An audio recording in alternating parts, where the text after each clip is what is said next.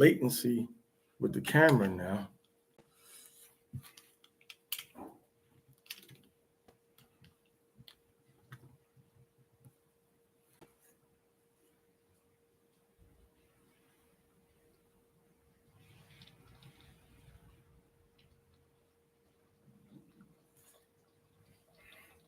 All right, so this is the third day of the Feast of Tabernacles, Chag HaSukkoth, and we're reading the Torah during this week. All right.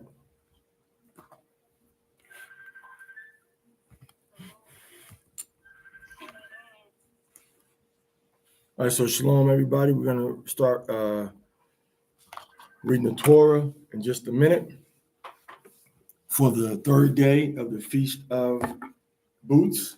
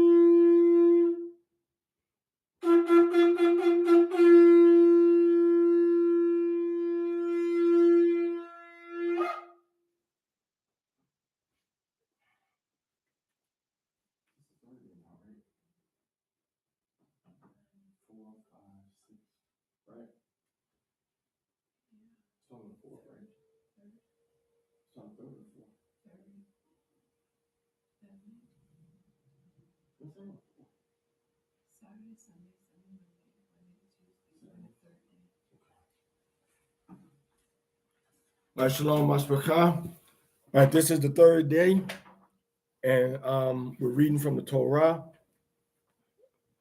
Can somebody bring the tablet to me, please? We're reading from the Torah during this Feast of Tabernacles, like we're commanded to do every 7 years, but we are behind schedule, so we read it every year. The book of Deuteronomy. I'll read that real quick just so you're familiar with why. When you go into Deuteronomy chapter 31 and you start reading it about, and you can join us on YouTube also. Prende la luz, porfa. Deuteronomy chapter 31. If I start to read from verse 9, it says, and Moses wrote this law and delivered it unto the priests, the sons of Levi, which bear the ark of covenant of Yahweh, and unto all the elders of Israel, Yasharahla. And Moses commanded them, saying, at the end of 7 years, so it's at the end of 7 years, right? At the end of 7 years, and the solemnity of the year of release. So every 7 years, the year of release, when all debts were freed and all people that were indentured servants got free also. It says, in the Feast of Tabernacles, which is where we are now, when all Israel is come to appear before Yahweh thy power, in the place which he shall choose, thou shalt read this law before all Israel in their hearing.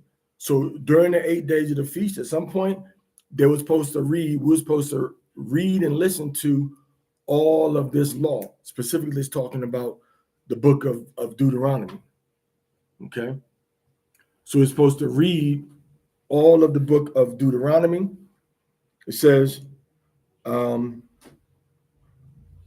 all Israel has come to appear before Yahweh Eloheicha, in the place which he shall choose, Jerusalem, thou shalt read this law before all Israel in their hearing, so you can hear it. Gather the people together, men and women and children, and thy stranger that is within thy gates, that they may hear and that they may learn and fear Yahweh Eloheicha, and observe to do all the words of this law. So to hear and learn to do all the words of the law. So every 7 years. And that's why when you first come in as part of the basic studies program that we haven't fully rolled out yet, one of your requirements is for you to read and understand and be taught the book of Deuteronomy. Okay? To understand what is the summary of the expectations that Yahweh has for you as an Israelite and as a servant of the Most High and of his son, Yeshua, Yahushua HaMashiach. Okay?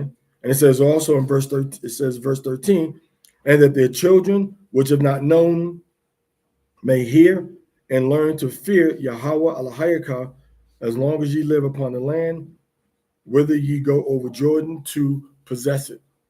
So this is why we read the law every Feast of Tabernacles, in case you were wondering.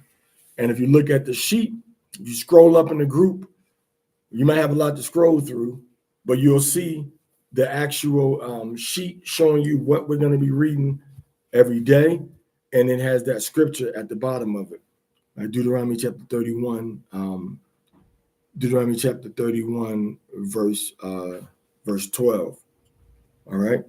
So we're in the third day. We left off yesterday with chapter 7. I believe we stopped at verse 3. So we're going to pick up today with Deuteronomy chapter 7, verse 4. And we're going to read all the way to chapter 10, verse 5. All right, so we're going to start in Deuteronomy chapter 7, verse 4. Now, is there anybody in the audience now that wants to read the verses for us? Anybody? Anybody wants to read those verses for us? Start with Deuteronomy chapter 7, verse 4. Anybody want to read? Anybody want to volunteer to read?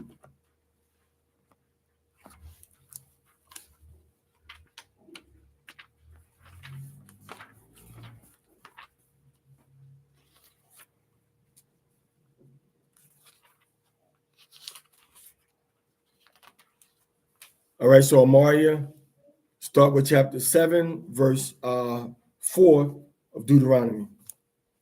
And use the use this. Turn that on, Zayatha, please. Oh, we good. Okay. Deuteronomy chapter 7, verse 4.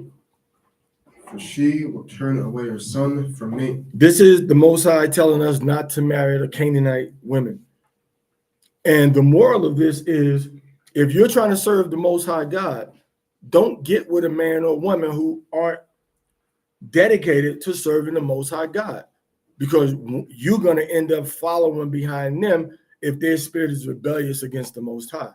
So he's saying if they're worshiping other gods and they're from other nations, don't deal with them at all. Don't marry them. Don't give your sons to them. I mean, don't take their daughters, and don't give your daughters to them.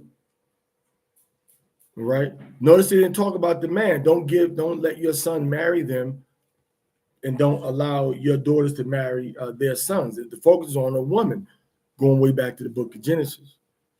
Because the woman being out of order with the man and being out of order with the Most High caused the whole family of mankind, all right, to fall. So we can't base our decisions on the direction of the woman. We have to base it upon what has Yahweh required. So your marriage should be founded upon being equally yoked, meaning both of you love the Most High God, Yahweh, and both of you love Hamashiach, and both of you respect the Torah, and both of you respect the culture, the history, the experiences, all right, and the options given to you that you can read about and see inside the scriptures in the direction of the household of the man. All right, if a woman submits to the direction that the husband wants to go, as we see in Deuteronomy chapter 3, verse 16, is a, not Deuteronomy, but Genesis, all right, chapter 3, verse 16, it's a commandment. He shall rule over you, and your desire shall be unto him. That's serious business. And if you don't have a woman that's willing to respect that, then she don't respect what the Most High have said. And so you're gonna have problems. I mean, it's hard enough out here with women that you read in the Bible, women that were in order in Israel and still having problems, in the household. So, brothers, sisters, make sure that your choice in marriage and betrothal is a person that's walking upright, that's trying to live a holy life the same way that you are, and you avoid a lot of problems. That's why we go to verse 6. That's when the Most High says, you are a holy people. All right, continue reading. And he will serve other gods, and Yahweh will be angered, and Yahweh will be angered with wrath against you, and will utterly destroy you quickly. But thus shall you do to them. You shall break down their altars, and smash their steels, and cut down their groves, and burn the carved objects. See, cut down the groves where they had these totem poles and trees where they were worshiping. Cut down the stele, which were like the stone pillars and the stone signs and with images and stuff carved on them. So when we went into the land of Canaan, we were told to destroy all of that stuff. All right, go ahead. And burn the carved objects of their gods with fire. For you are a people holy to Yahweh your Elohim. So we are a holy people. Are you living a holy lifestyle? Go ahead. And Yahweh your Elohim has chosen you. If you've been chosen, are you living like you are special to the Most High? Your family, your sons, your daughters, or are you just integrated and mixed into what everything that society has going on? No distinction, no difference. Do you stand out as a light for believers, for non-believers to be drawn to want to learn how to obey Yahweh better? Do they even know that about you? Or is the focus and the energy of your life in another direction? Is it on your job? Is it on your career? Is it on your hobbies? Is it on fashion? Is it on just working out? Okay. Is it on your hair and your nails and your clothes? How much focus and respect, honor, and submission do you give to Yahweh on a regular basis? This is what we're talking about. That's why Yahweh said, remove all distractions of these other gods, because I don't want you worshiping these other gods. I read. And Yahweh your Elohim has chosen you to be for him an exceptional people, more than all the nations on the face of the earth. Go ahead. It was not because you are more numerous than all the nations that Yahweh chose you and picked you, for you are very few in comparison with all the nations. Rather, because Yahweh loved you, and since he was keeping the oath that he swore to your fathers, Yahweh brought you out with a strong hand and with a high arm, and redeemed you from a house of slavery, from the hand of Pharaoh, king of Egypt. So it took us out of Egypt from being slaves under the Hamites over there. Right? And them Hamites are still in Africa now. I mean, we don't know necessarily who all of them are, but they're there now, And because we spent so much time amongst them now, some of them, we can't distinguish. All right? But a tree by the fruit that it bears. Go ahead. And you shall know that Yahweh, your Elohim, he is Elohim, the faithful Elohim, who keeps the covenant and mercy with those who love him and keep his commandments to 1,000 generations, and who repays those who hate him to their face, to destroy them utterly. So if you hate Yahweh, destruction is coming for you. If you hate Yahweh, you don't respect his laws, destruction is coming. Read. And he will not delay with those who hate him. To their face he will repay them, and you will keep the commandments and the statutes and these judgments that I command you today to do. And it shall be, whenever you hear all these statutes and keep and do them, that Yahweh your Elohim will guard closely for you the covenant and the mercy as he swore to your fathers. Meaning that Yahweh is going to protect us and look out for us if we respect him and keep his commandments. That's what that means. Go ahead. And he will love you and bless you and multiply you, and he will bless the progeny of your belly and the fruit of your land, your grain and your wine and your oil. So once you start to please Yahweh and you get your little piece of farmland, you can expect a pretty good harvest. You can expect a beautiful family. You can expect, some of the blessing, not full blessings, as we read, aren't just going to start coming upon us because we still are in disfavor as a nation. But you personally, with your family, will start to do, to fare better, especially spiritually. Your children will understand and respect Yahweh's laws, and they should also understand and respect you too. Hey, why you take that from her? Oh, okay. Go ahead. I thought she got it. Go ahead. The herds of your oxen and the flocks of your sheep, Uh-huh. in the land that Yahweh swore to your fathers to give you. Right. Blessed you shall be among all the nations. There shall not an impotent one, nor a sterile one among you, or your cattle. Meaning all the people are going to be able to, make a family. All right. Go ahead. And Yahweh will remove from you every illness and all the sickness is going to start to go away. So when you start to align yourself with Yahweh and his commandments, your body can start to heal itself. But sometimes you got to take on something you don't want to take on because the Most High is still purging stuff out of you. So sometimes you got to pass through that tribulation. Go ahead.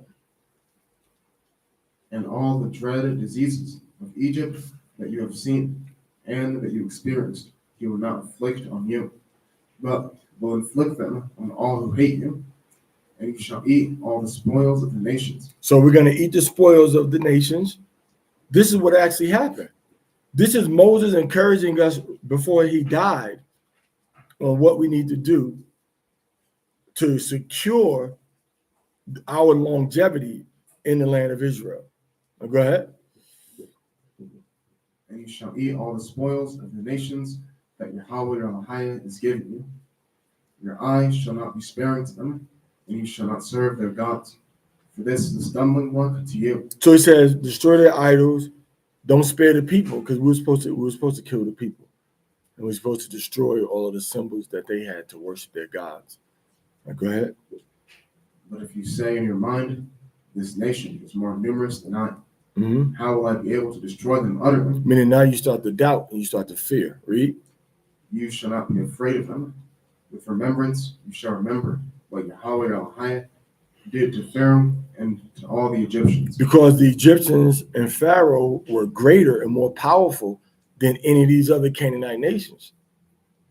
So Moses is saying, remember what Yahweh did for you and don't doubt anything that he says he's going to do to protect you and to defend you. Now, go ahead. The great trials that your eyes saw, the signs and those great wonders, the strong hand and the high arm, as Yahweh your Elohim brought you out. Right. Yahweh our Elohim will do thus to all the nations of whose faces you are afraid. He said Yahweh's going to destroy these other nations just like he destroyed the Egyptians. So we don't have to fear or worry about it. All right. Because we got the track record. We can see, oh, Yahweh did this and we won. So we have the track record to see that we are going to win in the end. We just got to stay focused on and put faith in Yahweh and his word, no matter what the situation may look like. Now, go ahead. And Yahweh your Elohim will send the hornets against them, until even the ones who have been left and those hidden from you are wiped out. And you shall not be wounded before them, for Yahweh your Elohim with you is a great and strong Elohim. And Yahweh your Elohim will consume these nations before you, little by little. You would not be able to consume them quickly, lest the land become a wilderness, and the wild animals be multiplied against you. And this is why when Israel went into captivity, everybody didn't go. The Gentiles that conquered us would leave some of our brothers and sisters behind so that they could keep the land, keep it from becoming overgrown, keep it from becoming like a wilderness. Now, go ahead. And Yahweh your Elohim will deliver them into your hands, and he will destroy them with a great destruction until he has destroyed them utterly. And he will deliver their kings into your hands, and you shall destroy their name from that place. No one will be able to stand up against you until you have destroyed them utterly. Mm-hmm. The carved objects of their gods you shall burn with fire. You shall not desire silver and gold from them, and you shall not take for yourself, lest you stumble by means of it. For it is an abomination to Yahweh Elohim, and you shall not bring an abomination into your house, or you will be Anathema. anathema like it. Was like cursed. So this is Yahweh telling you that if you bring these things into your house, you cursed. You got a Buddha in your house. The Most High said that you will be cursed like it. You bringing all kind of crosses in your house, you cursed. You bringing a curse on your house. You bringing ox in your house, you bringing a curse in your house. You got the picture of the African woman in the halter top and the loincloth with the lion beside it, and the man bowing down to her knees, which is the worship of the false goddesses and stuff. You bring the curse in your house. All right. You got the ankh on your wall, on your mantle. You bringing a curse upon your house. All of these things that worship other gods that you're holding on to, bringing into your house, you got a curse upon your house. Or you got the evil eye, that blue circle that they use in Turkey to ward off the evil eye, and you got that in your house. You're bringing a curse upon yourself. So what do you got around your house? What kind of demons are you inviting into your house? There was a brother that was with us in Turkey, and he went and got this little evil eye thing to ward off the evil eyes. A blue circle with blue around it was like an eye. He went and got it. Tried to bring it into the house where we were staying. I said, man, you can't bring that in here. You can't bring, that's cursed, man. You can't bring that cursed thing in here. All right. This is in Kushadasi. Brother tried to bring it in. I said, nah, you can't. What do you got that for? Oh, because I want to use it to show people. I said, no, you can't take that thing, man. You can't travel with it on an airplane, and you can't bring it into this house, man. Don't have it on this property, bro. You need to take it someplace else. Next thing I know, the brother couldn't find it. He said he lost it. Now, did he lose it? Was he lying? I don't know. But he understood, like, no, you're not going to do this. And that's the same thing. If I can be like that with another man, you can be like that with the people in your household. So all the things that are abominations, you got to cut them out of your life. Because these are things that Yahweh has said that are abominable. And if you bring an abomination or symbol of idolatry into your house, the scripture says that you are cursed like it. Go ahead. With an offense, you shall take offense, and with an abhorrence, you shall abhor it. So he says, be offended by it and abhor it. All right. The scarab, the beetle with the big wings on the side, and all the things that the Egyptians used to use as part of their society of idolatry. Scripture says, don't deal with any of these things. He said, take offense to it. Go ahead. For it is an anathema. And he said, have abhorrence, meaning have a strong dislike or near hatred for these things. Like if you tell me, I abhor you. Whoa, that's kind of, strong word. So Yahweh said, that's how you need to feel about these things. In other words, don't take it lightly or try to make up or think of excuses of, why it's okay for you to go ahead and do the opposite of what he said to do. He said, nah, you gotta follow suit, be compliant. All right, go ahead. Masharah Yasharahla. All that Yahweh said what we're doing here. All that Yahweh said what we're doing here. Chapter 8. All the commandments that I command you today, you shall be watchful to perform, so that you may live and increase, and go in and inherit the land that Yahweh swore to your fathers. So all of the commandments we're supposed to be doing, not just half of them. Whatever we can do outside of the land of Israel, we're supposed to be doing now. Because we were supposed to keep it in Israel, and Yahweh got mad at us and kicked us out, we're supposed to be trying to do the right thing. Right? That's like if your parent tells you you got to do what I say do, as long as you're under my roof.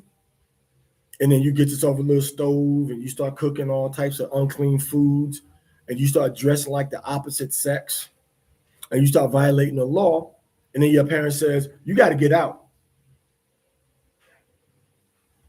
And then when you leave, you keep doing the wickedness that you were doing.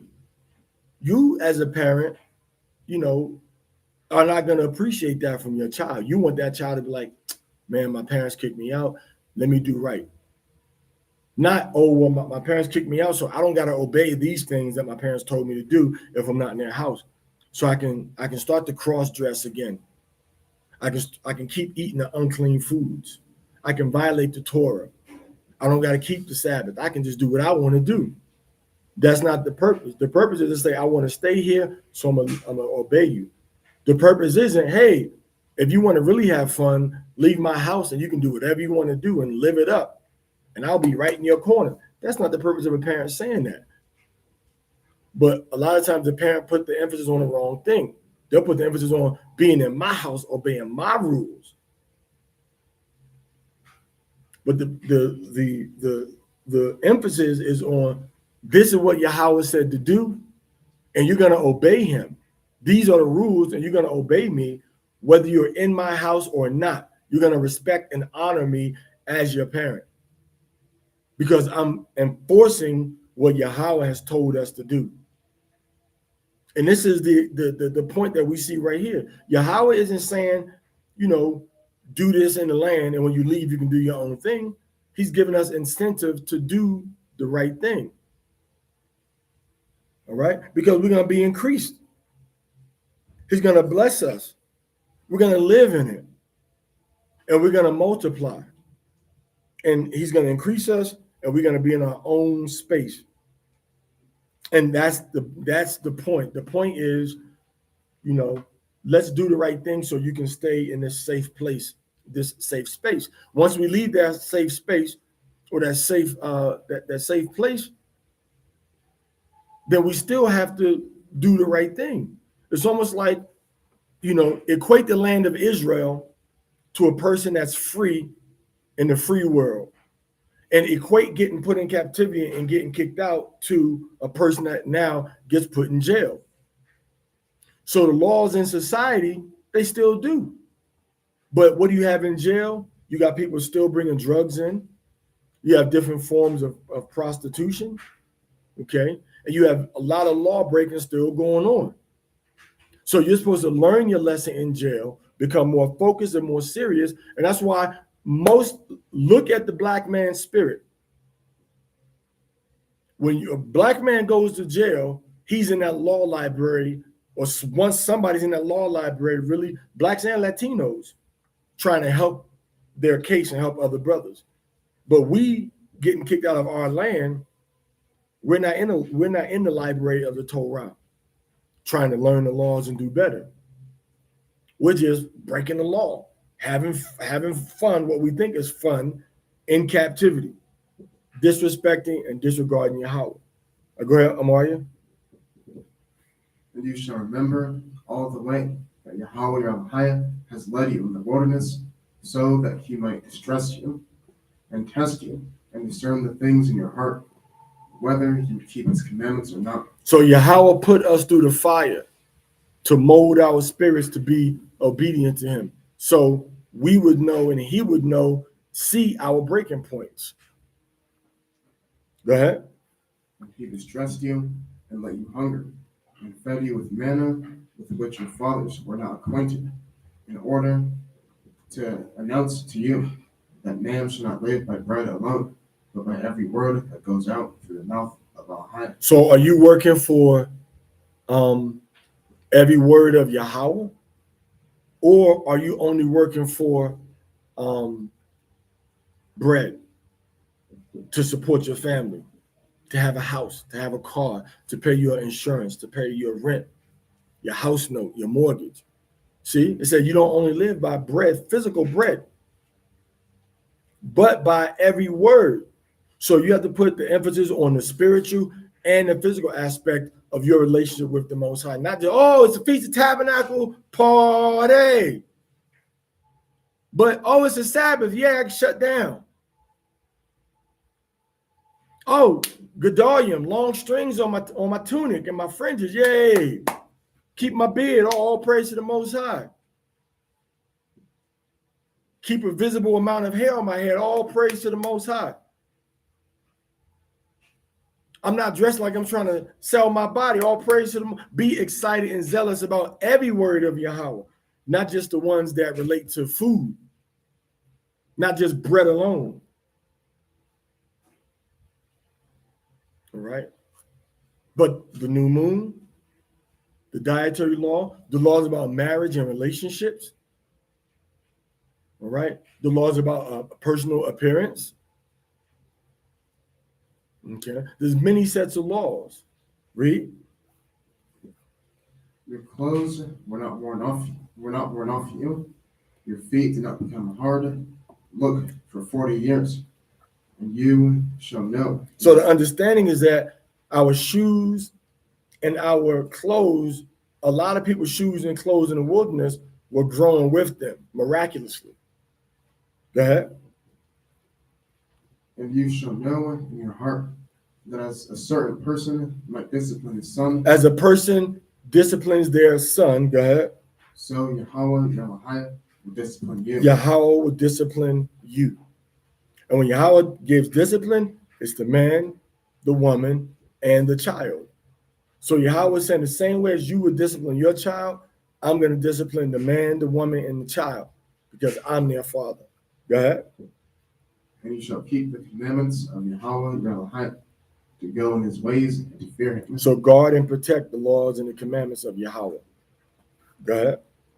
For Yahweh is bringing you into a good and extensive land. Go ahead. In which there are wadis of waters. So again, there's wadis of water. Those are those seasonal pools. Or having that the wadi comes, and then the wadi will make like a pool. Wadi is like a seasonal river. And when it comes through, people just put the water in the system. We had underground cisterns. Okay. You may have like a 5,000 gallon system underground being safe with a natural filtration system when you bring it up. We had all of these types of things. But Yahweh said, I'm going to bring you in to a land where you have wadis of water. Go ahead. Springs, underground waters. And you have aquifers with springs, underground water that's constantly spitting water out. Meaning what? You got this place that's giving water all the time.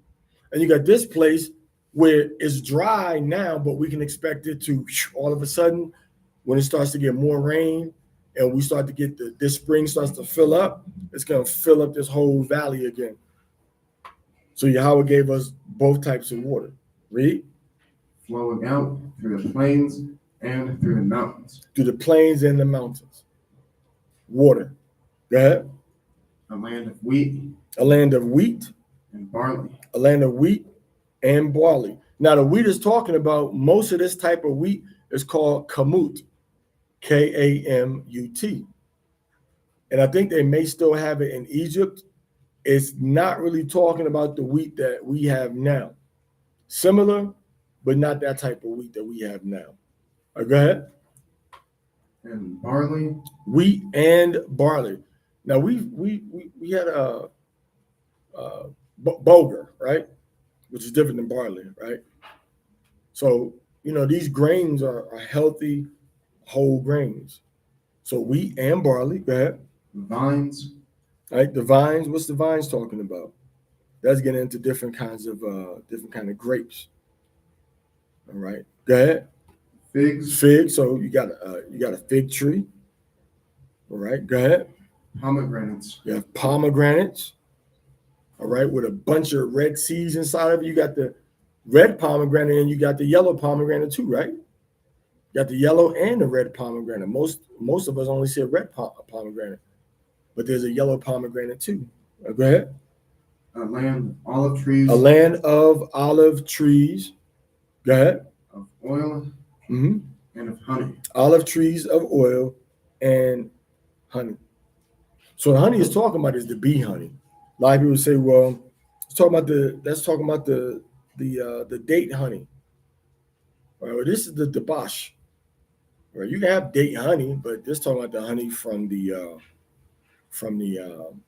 bee. Right, go ahead. A land in which you will eat your bread. You will eat your bread without what? Without poverty. So you're eating your bread and you're not worried about, oh, where's my next meal going to come from? Why? Because you got all these fresh fruits and vegetables all around. And it's the way it is in the Caribbean now. I remember when I was living in Belize, which is the Caribbean country south of Mexico and north of Guatemala. And they brought a lot of people there from Jamaica. And the tribe of Zebulon was already there also. But you could walk by the river and they got star fruit growing. People got trees, big grapefruit and orange and tangerines, mandarinas, just hanging off their trees. And the ones by the river, you can just pick it. You don't ask nobody, you just pick it. And you driving, you walking along, and somebody got a mango tree in their yard, and on the road where you are, mango has fallen from their tree onto the road where you're walking, so you can pick it up and eat it. Eat the mango. Okay? You go to Hopkins, and people got just loads of mango in their yard just going bad. You just get those, people go get them and go sell them. So in a lot of these countries, the fruit and vegetables are growing wild. So you're not going to have poverty. And that's how America was. And everybody left from the South and went up north. And if you look in the group, I put there's a Charleston farm family in Galion, Alabama. I got an aunt that lives there. And they got a big farm. And they got peaches, the small peaches with the black spots on them because a bug done ate part of it, or a bird came and ate some of it, and then it rained and cleaned it off a little bit, and then they go and they let it grow, and then when it grows, they just eat it. So Yahweh is saying, I'm going to give you all of these things in the land. The land is producing fruit and vegetables for us to eat. All right, go ahead. And will not be in need of anything. We won't be in need of anything, the scripture says. Go ahead. A land whose stones are iron. Meaning what? You don't got to dig for the iron. The stones are strong like iron. Go ahead. And from its mountains, you will mine copper. You can get copper from the mountains easily. All right. Go ahead. And you shall eat and be filled, and bless Yahweh your high on the good land that he gave you. And when you eat your food and your belly gets full, you're supposed to say, Barakatah Yahweh or Barukatah Yahweh. Blessed are you, Yahweh. Asher Natan Lenu Hakal or Asher Natan Lenawa Hakal. Blessed are you, Yahweh, that gives us food. You're supposed to bless Yahweh when you finish eating your food. You can bless him beforehand also.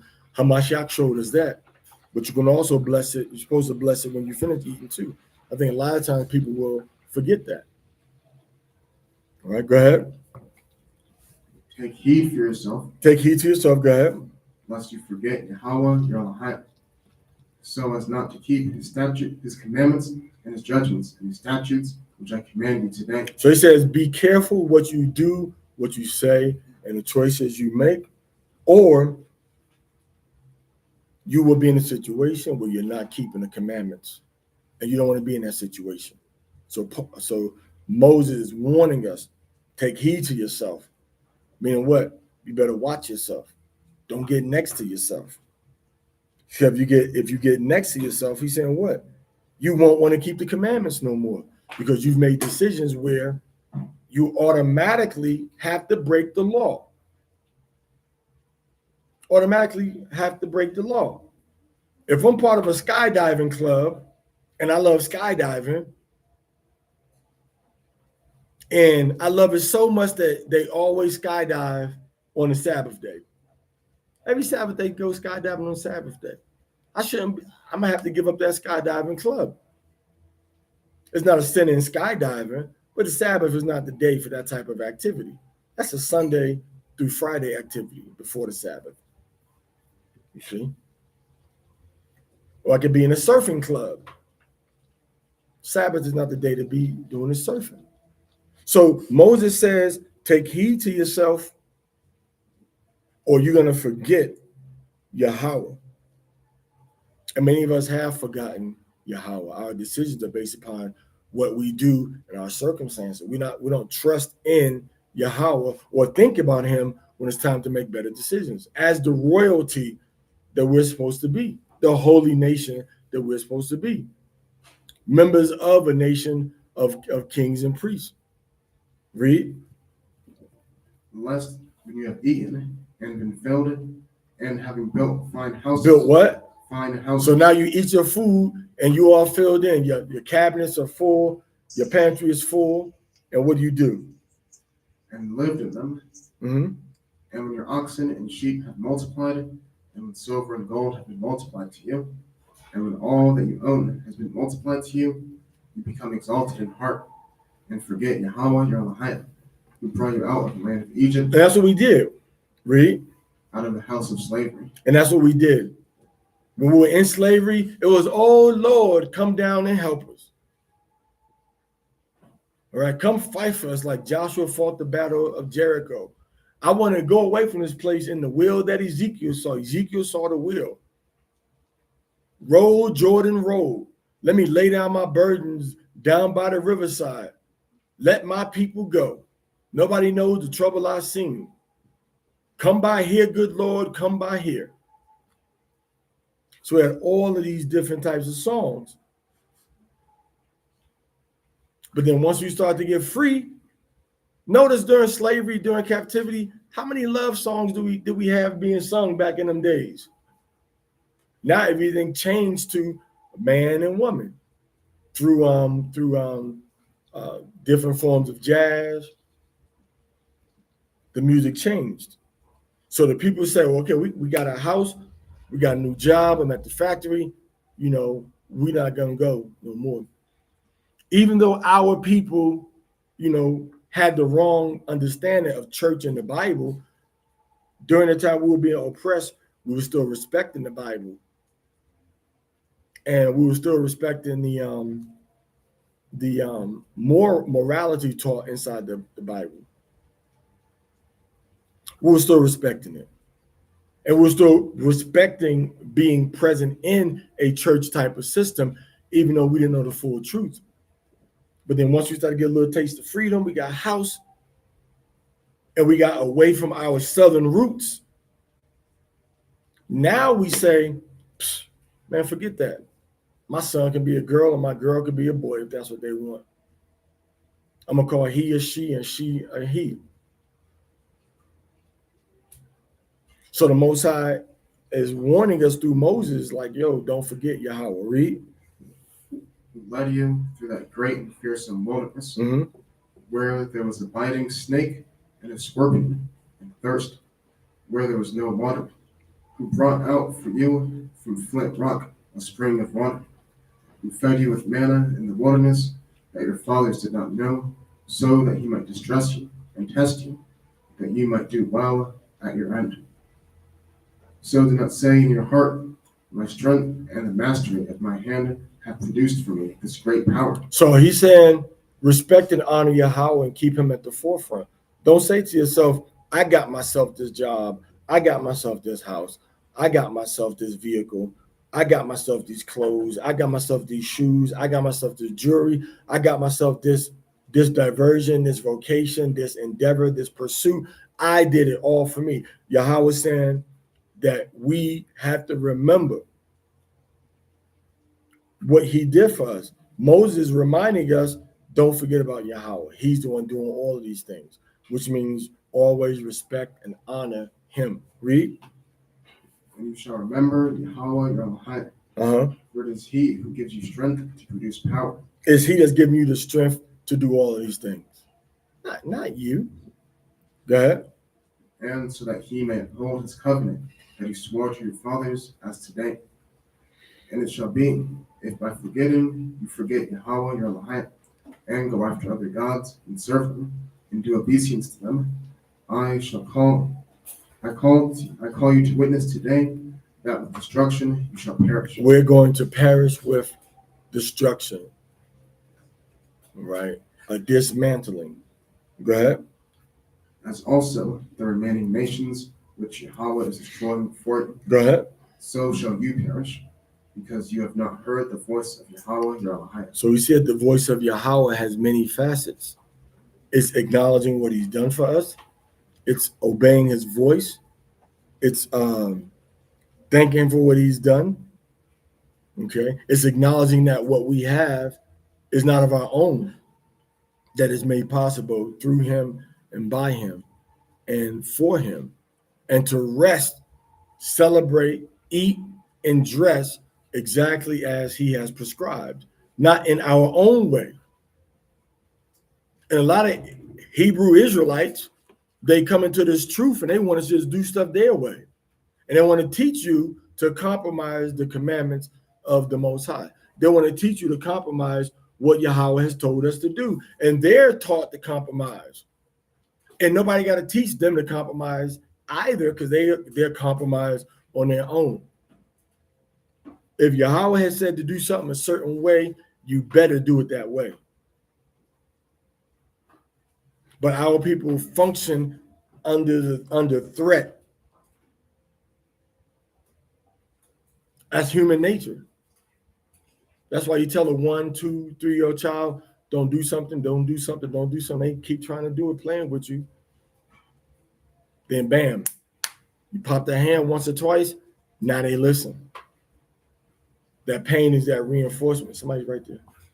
That pain is that reinforcement. And it's not pain that hurts the child and they have to go to they need medical attention. It's just a stun. Oh, I can't do that. You don't hurt them, and more or less their feelings get hurt. Their feelings get hurt. All right. But some people got to get popped more than others. I mean, you pop Ariashan's hand, he reaching for the socket again. You pop his hand again, he reaching for the socket again. You pop it again, he keep reaching for the socket. So the little didn't work for him because he was hard-headed. So he had to get popped till he cried. Then he said, okay, I'm not going to do that no more. You see?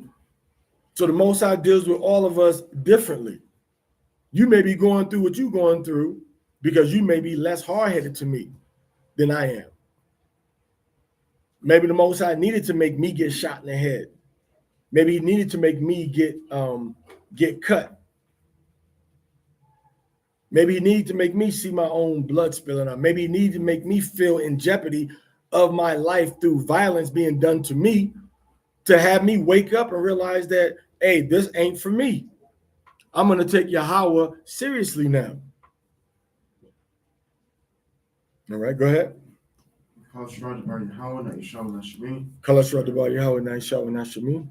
said what we do here. All Yahweh said what we doing. Okay, all right, Sean.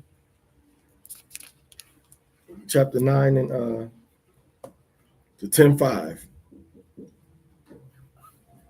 10:5. For everybody in Ohio, that's what they used to call 105th Street in Cleveland, mostly off of St. Clair. They call it 10:5. All right. So you're gonna read up to chapter 10, verse 5, and you're gonna read chapter 9. All right. And don't put your fingers in those sockets. Go ahead. Deuteronomy chapter 9, verse 1. Mm-hmm. Hear, O Yasharahla, you are crossing the Jordan today to go in to dispossess nations rather larger and mightier than you, cities great and walled up to the sky. So let's say this real quick. Notice that you're going to dispossess, to take the possessions of these people. And imagine how he felt knowing that he's not going to be the one. He's not going to join us on this trip. Number two. Number three, the nations, the people, are stronger and greater than us. Number three. Number four, they got cities with great, mighty, and high walls. Now, the Most High Yahweh didn't tell us, and Moses didn't tell us, oh, the wall's going to come down. We didn't know that until we were actually about to, we were at Jericho. But Yahweh had his plan. I'm going to make these walls fall down. So we got these people. We're going to take their land. They're larger and mightier than we are. They're stronger than we are, right? They have great cities, and they have high, tall walls. That's meaning what? It's going to be hard to invade them or to scale their walls.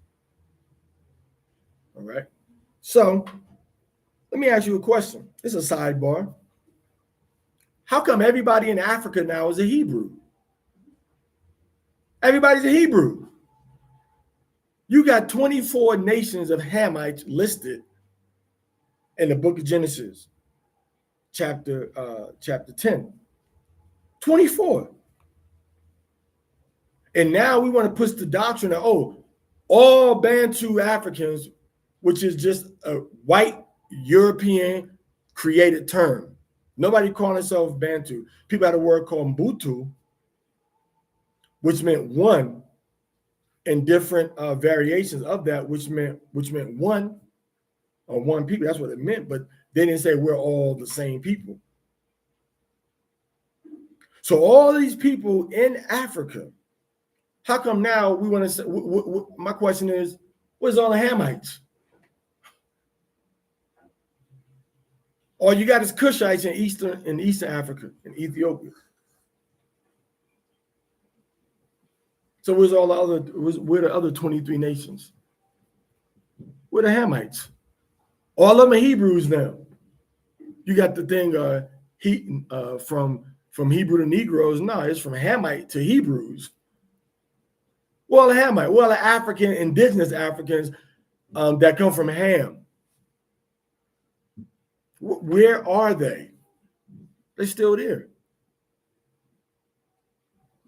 You got the Nilotic Congo families, and then in these groups you got Hamites, and then you got Israelites that assimilated into these groups, but still understanding and recognize themselves as Hebrews. Everybody's a Hebrew in Africa now. Ain't no more Africans left. Ain't no more Hamites left. Where all the Hamites at? Only Hamites Israelites openly recognize is going to be mainly the Cushites. Everybody else is always a Hamite. What kind of Hamite is he? What is a Hamite? Okay, what type of Hamite is he? You see? So we got to be very careful, because these nations in Deuteronomy chapter 7, Yahweh warned us that we would follow after their gods. And what are our people following after now? Mostly the gods that we learned about in West Africa, that they inherited from the Egyptians. And it also goes into the Babylonians. Okay. Go ahead, please. Verse 2. Verse 2. A great people. A great people. Both numerous and tall. Sons of Anak, whom you know and of whom you have heard. Mm-hmm. Who can stand up against sons of Anak? Go ahead. And you shall know today. You shall know today. Go ahead. That Yahweh Yasharahla, he proceeds before you. Yahweh is the one that's going before us. If we working and operating in order with Yahweh, we don't have to worry about nothing. But you're so distracted from your captivity that you're not arranging your life with Yahweh at the center. You're arranging your job at the center, and you're working as many hours as you're working because that's what you decide that you need to do to get what you want. But you don't have to work as many hours as you're working, as hard as you're working, for as long as you're working. Because once Yahweh goes before you, we understand the fact that we're in order with him, and we're following behind what he has going on. We're not making our own path and setting our own agenda. Read that part, read that verse again. And you shall know today that Yahweh your Elohim, he proceeds before you. So we follow the path that Yahweh has before us. And we try to put Yahweh in the back once we get what we want, right? You get what you want, or Yahweh's in the back now. You know, we working on them plantations. Oh, Yahweh, come help us, deliver us. We picking tobacco, cotton, watermelon. I've picked watermelon. I've picked strawberries. I've picked tobacco. Not nearly as much as our ancestors were picking when they were slaves. And we're doing this for free, getting beat. We can't move like we want to move. Like, oh, Lord, God of Israel, help us. And as soon as we get free from slavery, when the Most High let us free, told the white man, leave my people alone, what do? We go to El Baile. We go to the juke joint. We start getting drunk and then start, as they called it back then, smoking wacky weed and start doing all types of fornication. You see that? But when the Most High had that pressure on us and we cried out to him, we weren't thinking about doing all this wickedness. We didn't think about going against, our mothers and our fathers on a degree that we're doing now. So we have to remember that Yahweh is going before us. Read that part again. And you shall know today that Yahweh your Elohim, he precedes before you. So if Yahweh precedes before you, where is he going? Where is he leading you? Huh? Is he leading you to the Sphinx? Is he leading you to explore your chakras? Is he leading you to the Buddhist temple? Is he leading you to the Catholic Church? Is he leading you to lead people to break the Sabbath, to break his commandments? If he's proceeding before you, you follow behind him. And who's behind him? The Father is Hamashiach. And where's Hamashiach leading you and your family in righteousness? And who's leading the family? Is it you or your son that's leading you to the Most High? Who's the authority? See, Moses said that, remember that Yahweh, he precedes you. Go ahead. A devouring fire is he. He's a devouring fire. Anything that can't stand in his presence righteously is going to get burnt up. So it's you that's deciding to put all these different forms of idolatry and witchcraft and disorder and rebellion in your path because you're not following Yahweh. He gave us the way to follow him. And this is the only way that you have to follow him. You can't make your own path unless that path is a path of the Most High. And it makes life, my life is so simple. My life is so basic. It's so easy. Yahweh said to do this, I do it. I'm gonna tell you something. I'm gonna tell you a major secret. A lot of people don't know this, but everybody's gonna know now, I guess. I left America so I could serve Yahweh better. That's one of the main reasons I left America. So I could serve Yahweh better. I gave up everything I had. It was cheaper for me to live in America. It was less stressful. All right. And we had a lot of different, opportunities. Remember, Columbus, I was in Columbus, Ohio. That's where Les Wexner is at. That's the headquarters of, you got all them different companies up there. You got Lerner was up there. Gap, what's the other companies he got? Lerner, Gap, Limited, White Barn, Bath and Body Works, what? Victoria's Secrets. That's the capital. Abercrombie and Fitch, and Sharah was working with, she was working with this family of companies, entertaining and interacting with the Chinese manufacturers,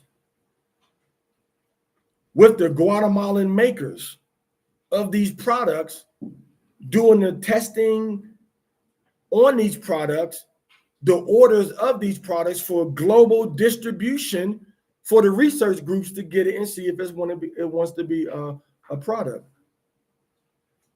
Okay. And I have various jobs. Okay.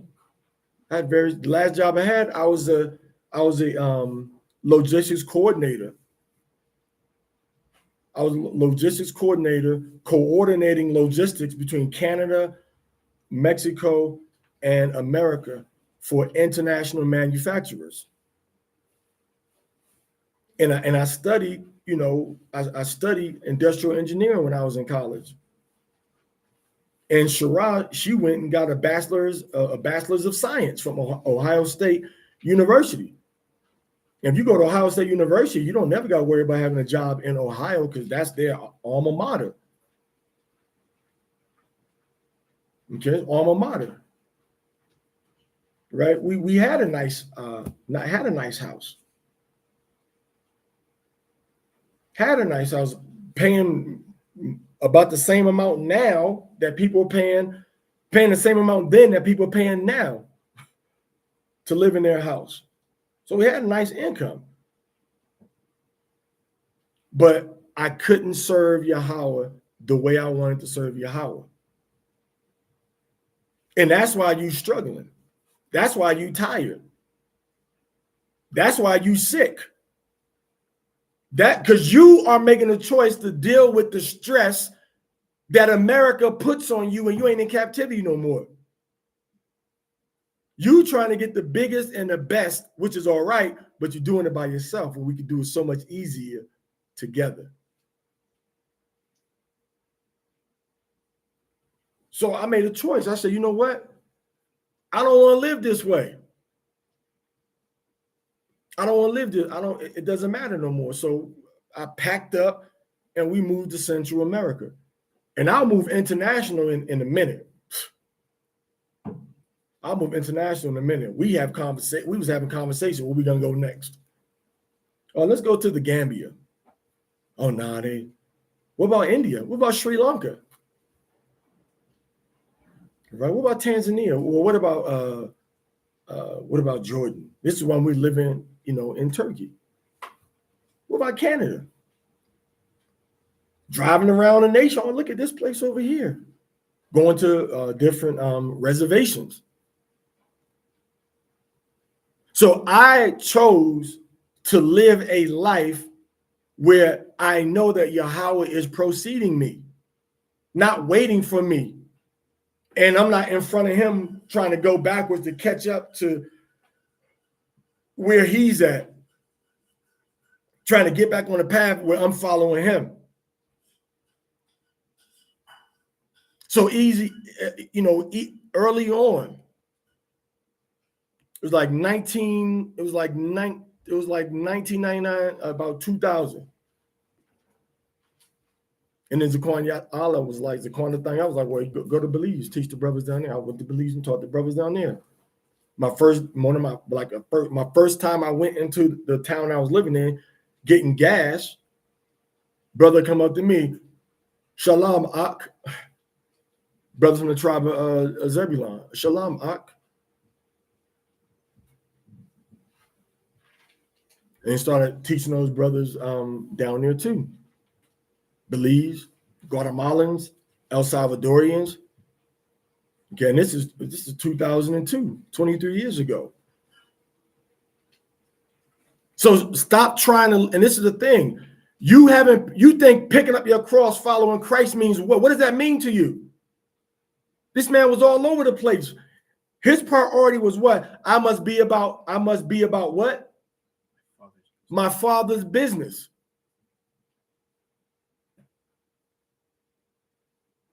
And most of our people, you ain't about your Father's business. You about the bank's business to pay your mortgage. You about the landlord's business to pay your rent. You're about the car lots business to pay off that car note, and you call it taking care of your family. And that's not what taking care of your family is. All right. So Yahweh said what? Read that part again. And you shall know today that Yahweh Yasharahla, he proceeds before you. A devouring fire is he. If he's a devouring fire and I'm following behind him, tell me, excuse my language, what the hell obstacle is gonna stop me where I gotta stop following him?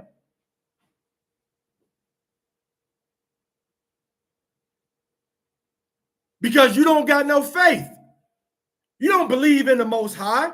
It sounds good, but you're relying on you. You ain't relying on the Most High. And then when something small happens that's an impossible situation, oh, here comes the Most High now.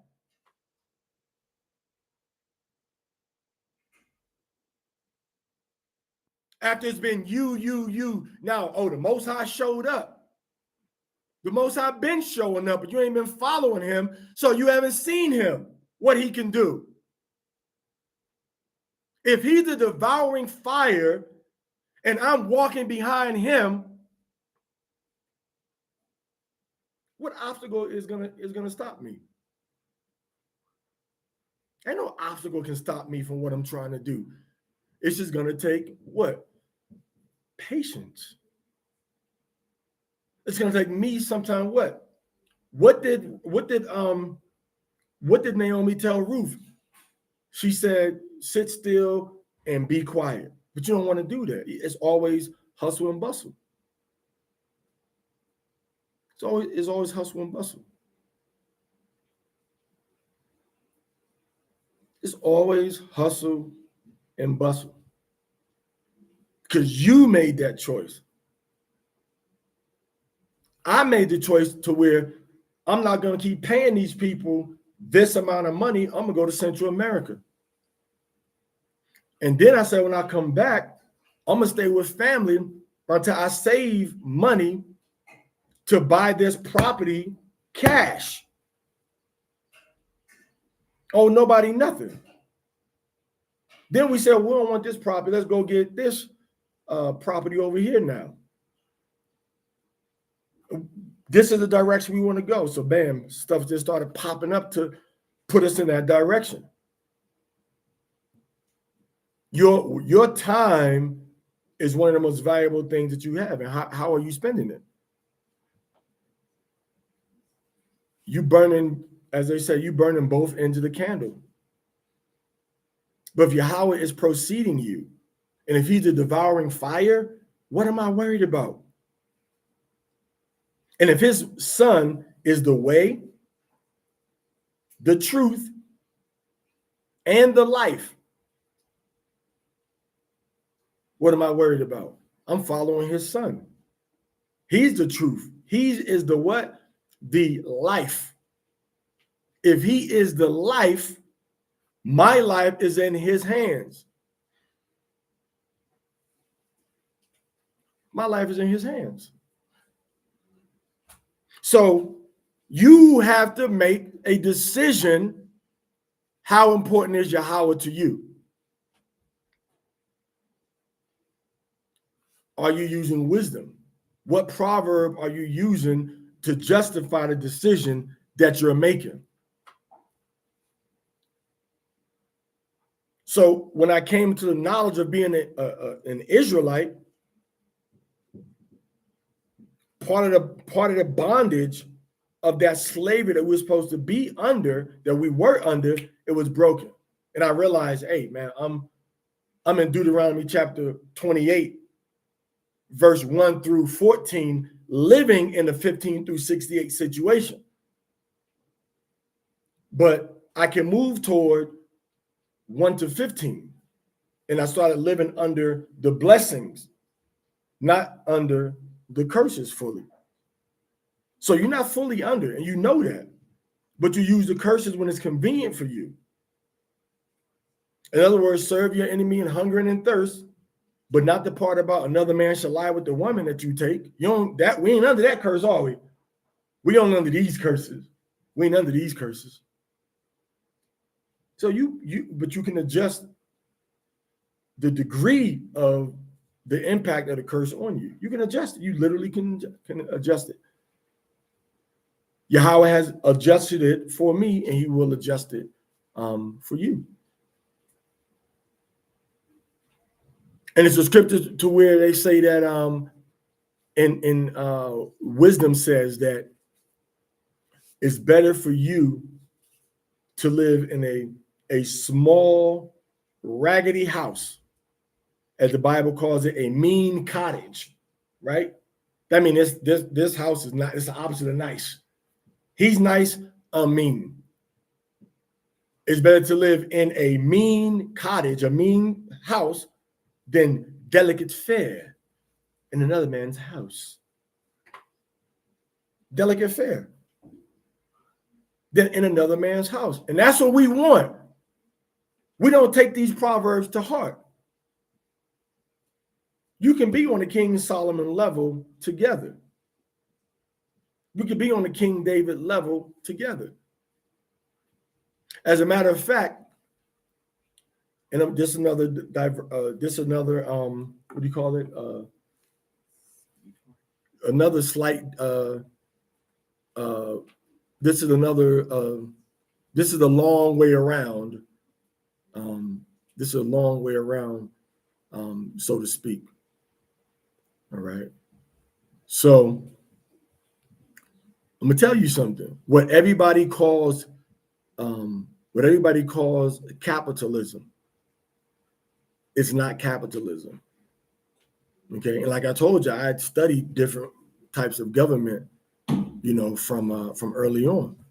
The principles that our society is based upon is not really based on capitalism. It's based on monopolization. It's based on monopoly of goods and services, of the small, controlling the production and the distribution of the few. That's not what capitalism started out as. Okay. When you read one of the main people that they look to for the systems of capitalism is Adam Smith. And he wrote the book, An Inquiry into back then, books was like, titles were like paragraphs. With Olaudah Ekiano, his book over there. Somebody go give me Olaudah Ekiano's book. It may be in one of them piles of books upstairs or inside the storage container.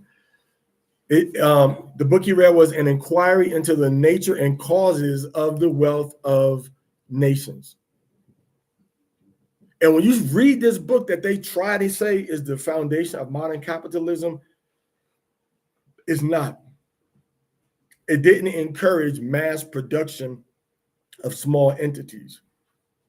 It encouraged medium and small production by many entities to increase the overall progress of the people in general. Just you can look it up. Look up Adam Smith, all right, and Wealth of Nations. Right now, I was looking at it, looking at some of it yesterday. But what's the point I'm making? The point I'm making is that what they have given to us and say, oh, this is capitalism. You got to work and you got to get this money. That's a slavery trick. That's not true. Nobody was intended to have everybody working up under them and hoarding the money for themselves. And if you had a lot of money, a lot of it got distributed and put back into the system of your people. You would give it to them. That's what Solomon did when he became the king. All right. Adam Smith, he didn't envision none of this stuff happening. What we call capitalism now is like an evil byproduct of the system. His way of economics that they try to use as a foundation of capitalism was actually, it was ethical and it was community oriented by the theory of everything. It was ethical It was community oriented. It was the people that knew exactly what to do and how to do it, but they didn't take all the money. It was almost like, if I can use this example, it was almost like the British nobility system without all of the greed. So it was almost like a more fair version of Downton Abbey. It was a more fair version of Downton Abbey. Like, some people just hadn't learned how to read or couldn't read. Some people were good at farming, and then some people knew how to manage. People would manage the books and say what's going to be done with the land because they had went to higher education and learned about it. And that's why I said, you go to Cuba, they give everybody that higher education, especially in medical, for free. All right, for free. So what you've been taught and told, go out, do this, get a certain amount of money, and then every hour, and you keep doing this every hour. And that's why the economic model that the economic model that I'm impressing upon you all, and the one we see about in the Bible of long-term accumulation of assets and resources based on the land, is somebody coming to you saying, hey, I want to use these 600 acres. Well, me and my family gonna lease it from you for 25 years. And they growing apples and peaches, and they selling the apples and peaches, and you're getting paid from them using your land. They have their own land, remember, but they said, well, we want to do more and produce more. And Yahweh deliberately say, no, you are not going to just take everybody's land and use it for your factories and use it for your businesses and use it for your cattle, because that's going to be disproportionate. Every family get their land back every 50 years. So every 50 years, all of the families got their land back, right? Got their land back every 50 years. So you were never stuck in an impoverished system of you're only going to have food, you're only going to be able to grow linen, you're only going to have wood and dirt to build houses with clay and bricks if you go and work for these other people perpetually. That wasn't the system that Yahweh created for us. It's embedded. So a fair socioeconomic system is built into the Bible. And the people that got money are the ones that say, man, what can I put on this land? How much can I grow? How can I distribute it and maximize it? And they're the ones that accumulated a lot of wealth, especially those that had the land for themselves. And every season, I'm going to cut the hair off of these sheep. I'm going to get this cow milk. I'm going to get this goat milk. I'm going to make this cheese. I'm going to make yogurt. I'm going to make butter. I'm going to sell it. They bring it to the city. They're exporting it. And if you really want to look at, another type of economic system, kind of similar to the ancient system that we would see in the Bible, look at the Korean show Emperor of the Sea with my boy Gung Bak on there. That's his name, Gung Bak. So you're making a choice to say, but the veil was lifted over my eyes. And I said, man, if I participate in this system, it's because I want to. But I don't feel compelled to. Now I feel compelled to go back into the system with you working together so we all can live a more passive life, encouraging other people that are working with us to exercise that same model. And some people are where they need to be at in a sense, but they're not where they need to be at in a collective sense. I was talking to a brother the other day. It's three of them living inside the same house. I'm like, man, all of y'all need to have your own passive stream of income through the basic foundation. There's two things, there's two basic elements in society that have always risen in value and price, as well as value and worth consistently. And that's gold and land. In the past 20 years or less, gold has gone up like 1,500%. Look at it. You can ask your computer.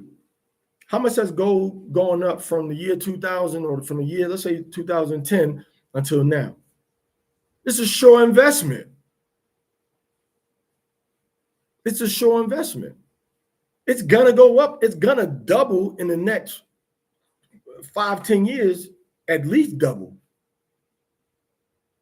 Okay.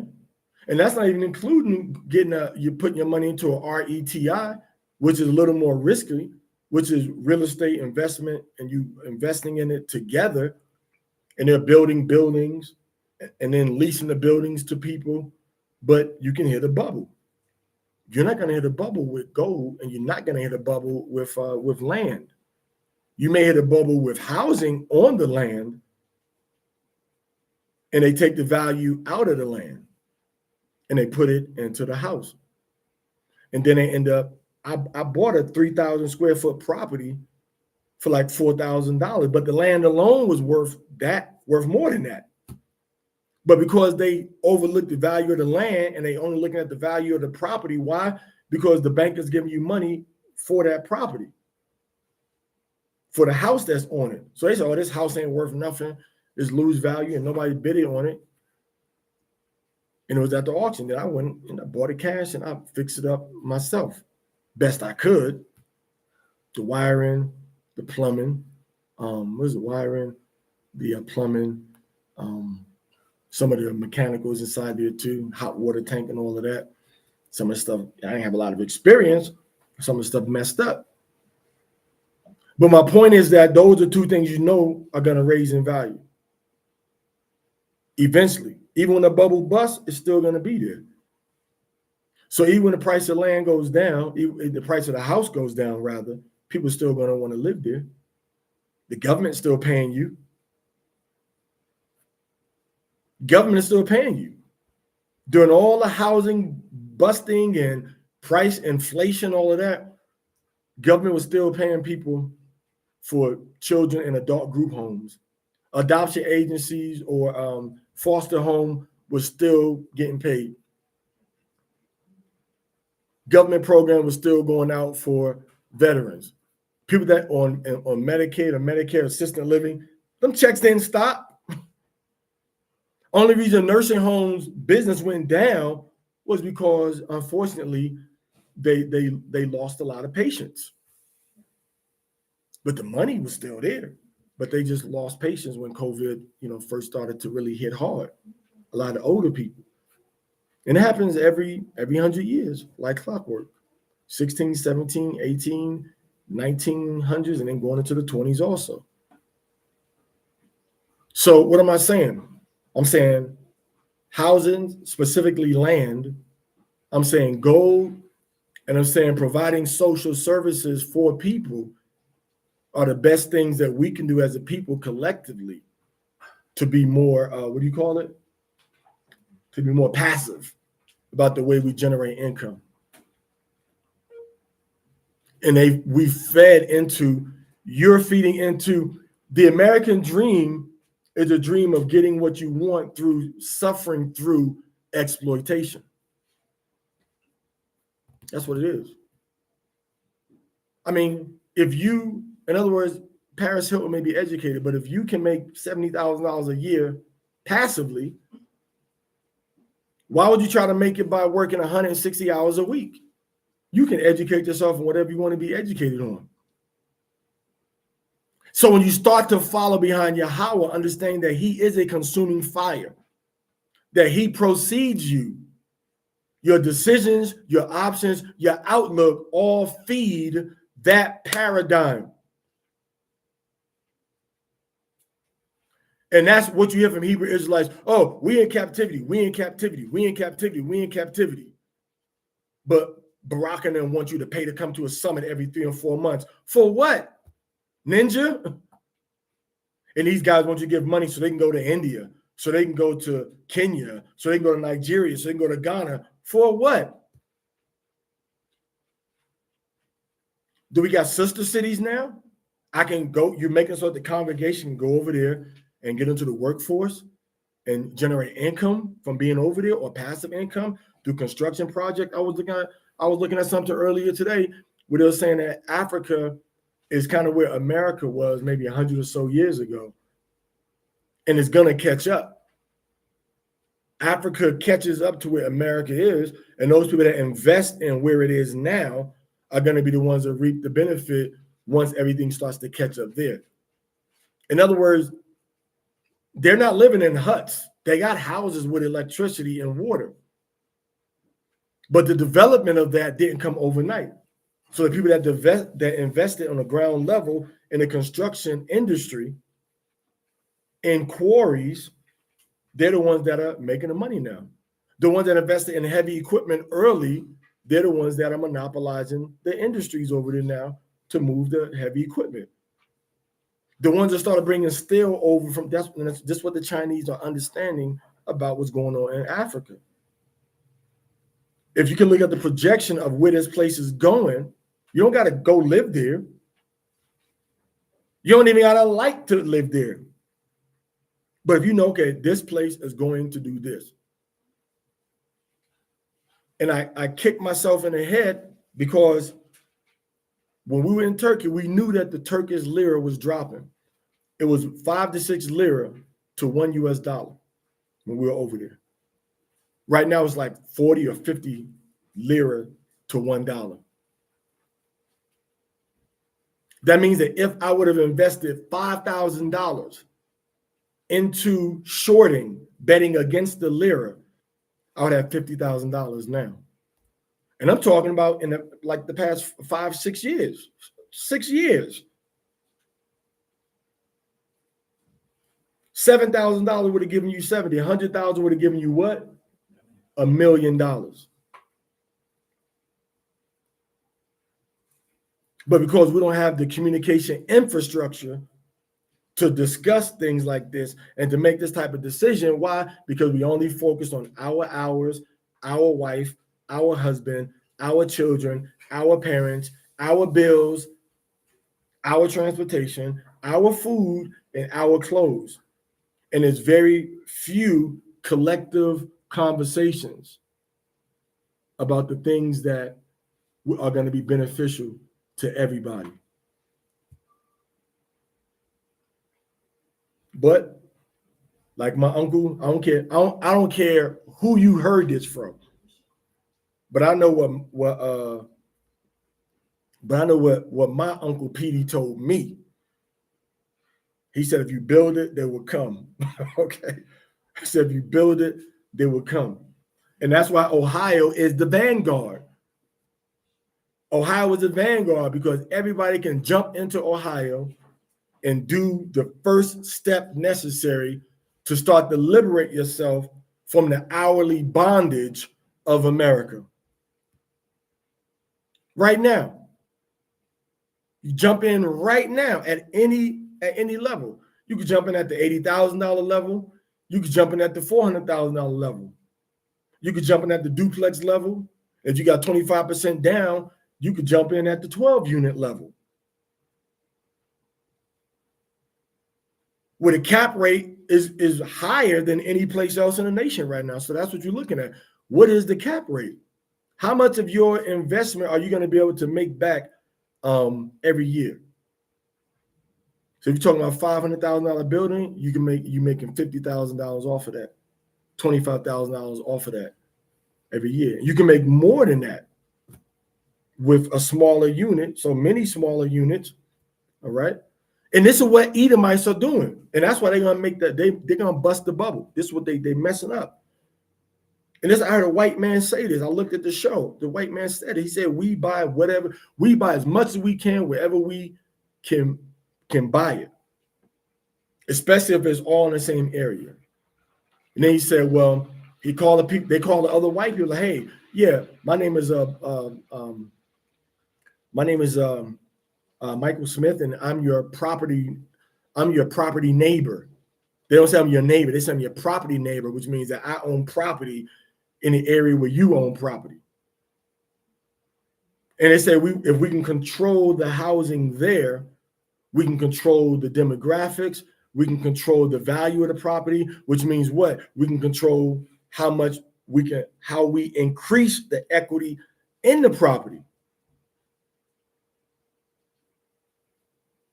And how we increase the value of the property, which means we control the resale value of the property. And it had to take me selling a property that then was resold for almost $500,000 for me to understand I'm stupid. I didn't look beyond where I was at, and I didn't have nobody in my ear telling me, bro, don't do that. You should do this. Think about this. But I'm that person now. I'm that person in your ear telling you, get counsel before you make these major decisions. You don't know it all. Coming from a person that's taken over and bought 3 properties without nobody doing the paperwork. Myself drafting the quit claim deed good enough for the mortgage company to say, oh yeah, you can take over the payments. And when you take over somebody's mortgage, the bank is supposed to come and be like, nah, you can't take over this mortgage. Give us the money first. But if you communicate with the mortgage holder first, who really owns the house until you pay it off, and your house is collateral against that debt. And why am I talking about all of this? Because I want you to understand that we know a better way than your way. Your way is getting you tired, your body's aching, you ain't sleeping. Man, I had somebody leave me a message. The message was like, it's like I was playing a message. You know how you got 1 time, 1.5, and 2 time on Messenger for the voice speed? The message was like, the person was just dog tired, just tired. So when I sped it up 2 times, it sounded like the normal voice, because the Israelites are tired. So now we're going back to where we came from. Our parents, our ancestors, they had land and they grew the food on their land. And they left and they had to work for all that food. And they left and went to the city. Now they got to work for their food. The Most High said that, therefore shalt thou serve thine enemy, which the Lord shall send against you in what? In hunger, and in thirst, and in nakedness, and in want of all things. This is one of the main curses put upon the children of Israel. So if you are made free from the curse of the law, why are you still serving your enemies in hunger, thirst, and nakedness? You know why? Because you're selfish. Because you don't believe in Acts chapter 2. Because you believe in the hype of democracy and capitalism. And you keep doing the same thing, and you think that you're going to get a different result on your own or by yourself. There may be some exceptions to the rules, but not collectively. Collectively, there's very few exceptions of a people trying to serve the Most High God and don't have to do 160 hours or 180 or 200 hours every week to put bread on their table. And one of the main exceptions is a so-called white man who calls himself a Jew, because they still work together as a community. They build a lot of these communities that we got. So my point is that, read Adam Smith's book. And when you read his book, you'll understand how it coincides with the Bible. The brand, the economic formula that was envisioned by him is almost like dead on with what we see inside the Bible. All right. So you have to look at, what's going on, what's happening. Look around the world. And then when we look around the world, we see, okay, this is what Yahweh said. Let me align myself with that. And the beautiful part about it is that we even have the wisdom collectively to look and be like, I don't want nobody to come and steal from me. Okay, well, now you got contractual agreements, obligations, all right? And you got indemnification clauses. You have director and trustee bonds that you get. So if we entrust Yasharahla with $200,000, he said, well, I'm gonna take the $200,000. We get the $200,000 back. So it just so many white people have created so many fail safes for themselves that we don't know about. And that's why we don't trust each other. You think the white people going business with each other? You think they trust each other? Now they trust that contract. They trust those bonds that they take out on each other. They trust the court system to enforce this agreement and this penalty. That's what they trust. They don't trust each other. So we as servants of the Most High, we don't have to trust each other 100%. We got agreement. Is the Most High God a covenant? So what's the covenant? What's the agreement? What's the responsibility that we're supposed to have for each other? All right. So Adam Smith, the system was called the system of natural liberty, which means I got some oranges and the government is printing money. I got some oranges. All right. I got this gold. Okay, I got the gold. I got oranges. I want to buy some of your bananas. Give me the bananas.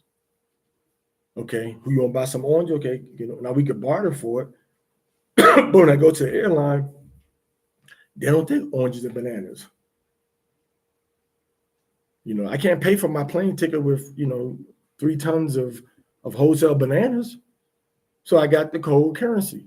I got the gold currency, which has been replaced by the fiat currency, which is the paper dollar legal tender, which you should be able to, which you can redeem for its monetary value from the government. Okay, so his system is called the system of natural liberty. It's a free market system. And when you look at Angela Davis on some of her interviews when she's talking with Stokely Carmichael, he was more of an overcritic. Angela Davis was more realistic. She said that what people call capitalism is not the free market capitalism. That's not what capitalism was intended to be. It's something totally different what we have now. When the Mellons and the Carnegies and the Rockefellers and the DuPonts, when they start to invest early in steel, in production, in manufacturing, that's how these families start to move ahead. Of course, they're coming from the noble controlling families of ancient Europe too, to a degree. But some of these families don't go back to the Middle Ages like we may think. Some are just people that just made a pact with Satan, and he gave them a super high level of analyzing things to control the masses, to control the population, control supply and demand, and that's their reward for giving themselves unto Hashatan. That's why they have to be a part of the Illuminati. All right, you got 13 main families of the Illuminati, and then you got the Rosicrucians making sure that the religious leaders are staying in line. The Rosicrucians approached leaders at the school under Masharah and him in the 80s and in the 90s. And eventually into the 2000s, they infiltrated. And that's how the school really got destroyed. It got destroyed by Tazadakia, who became the leader of the Israelite Church of God in Jesus Christ. They came to him and said, oh, well, he was a quote unquote rapper, never put nothing out or nothing. And they gave him money as an advance. And he took this money as an advance from his rap career and he started to give it to the leaders at the school. And they all was in on it. And that's when Ariah said, I'm glad to live to see the day of the God-sent comforter. And that's when Israelites just fell off. And then all these other false doctrines started to come about. Because once Satan attacked the head, he was able to get everybody to fall out of order. And brothers was under Masharah. But then Nathaniel guy, he said, well, and it was precipitated allegedly because of Cornelius. So next thing you know, he's saying, well, we can release our seed with our wife on the Sabbath day. And next thing you know, Tahar said, oh, well, yeah, the new moon is how we count the Sabbath. Then, 14, 16 years later, here come Barak and them, oh, we're supposed to go by the crescent moon. And Methathua was the one that was used by Satan to bring that doctrine in to the house of David, which is not the house of David. It's the house of Saul. Because Saul was out of order with the Most High. David was in order with the Most High. So they're not the house of David no more. They're the house of Saul now. If you want to be honest, we the house of David, all right, in practice, because we uphold and esteem the same things that David and Solomon and the righteousness pushed and upheld. So he came back from visiting Hoshua Amariel in Arad, southern Israel, saying that Jerusalem is really Tel Arad. And we sat down and talked with these. I sat down and Nathaniel sat down and talked with these brothers face to face. And Isaiah was down there with us too. He was there when we was talking to him face to face, saying some just not weird, but crazy stuff. All right. We went to Hoshua Amariel's house. Sat down and talked to him face to face. We seen him at the plaza and talked to him again in Israel. So he's the one Methathua was talking to and said, oh yeah. And then Kahan, you look at the video, he was saying, oh yeah, the crescent moon, da, da, da, da, da. He didn't go in the Bible. He went to his book that he wrote to prove that, oh, we got to use the crescent moon. And then when he did that, you can see a look on Kahan in their face, like, and they wasn't really approaching him or speaking up, saying, man, you ain't using the Bible, you're using your own book. And then Methathua was like, and Banyamin went and did a video when they came back from Israel. And this was before I had moved to the Middle East.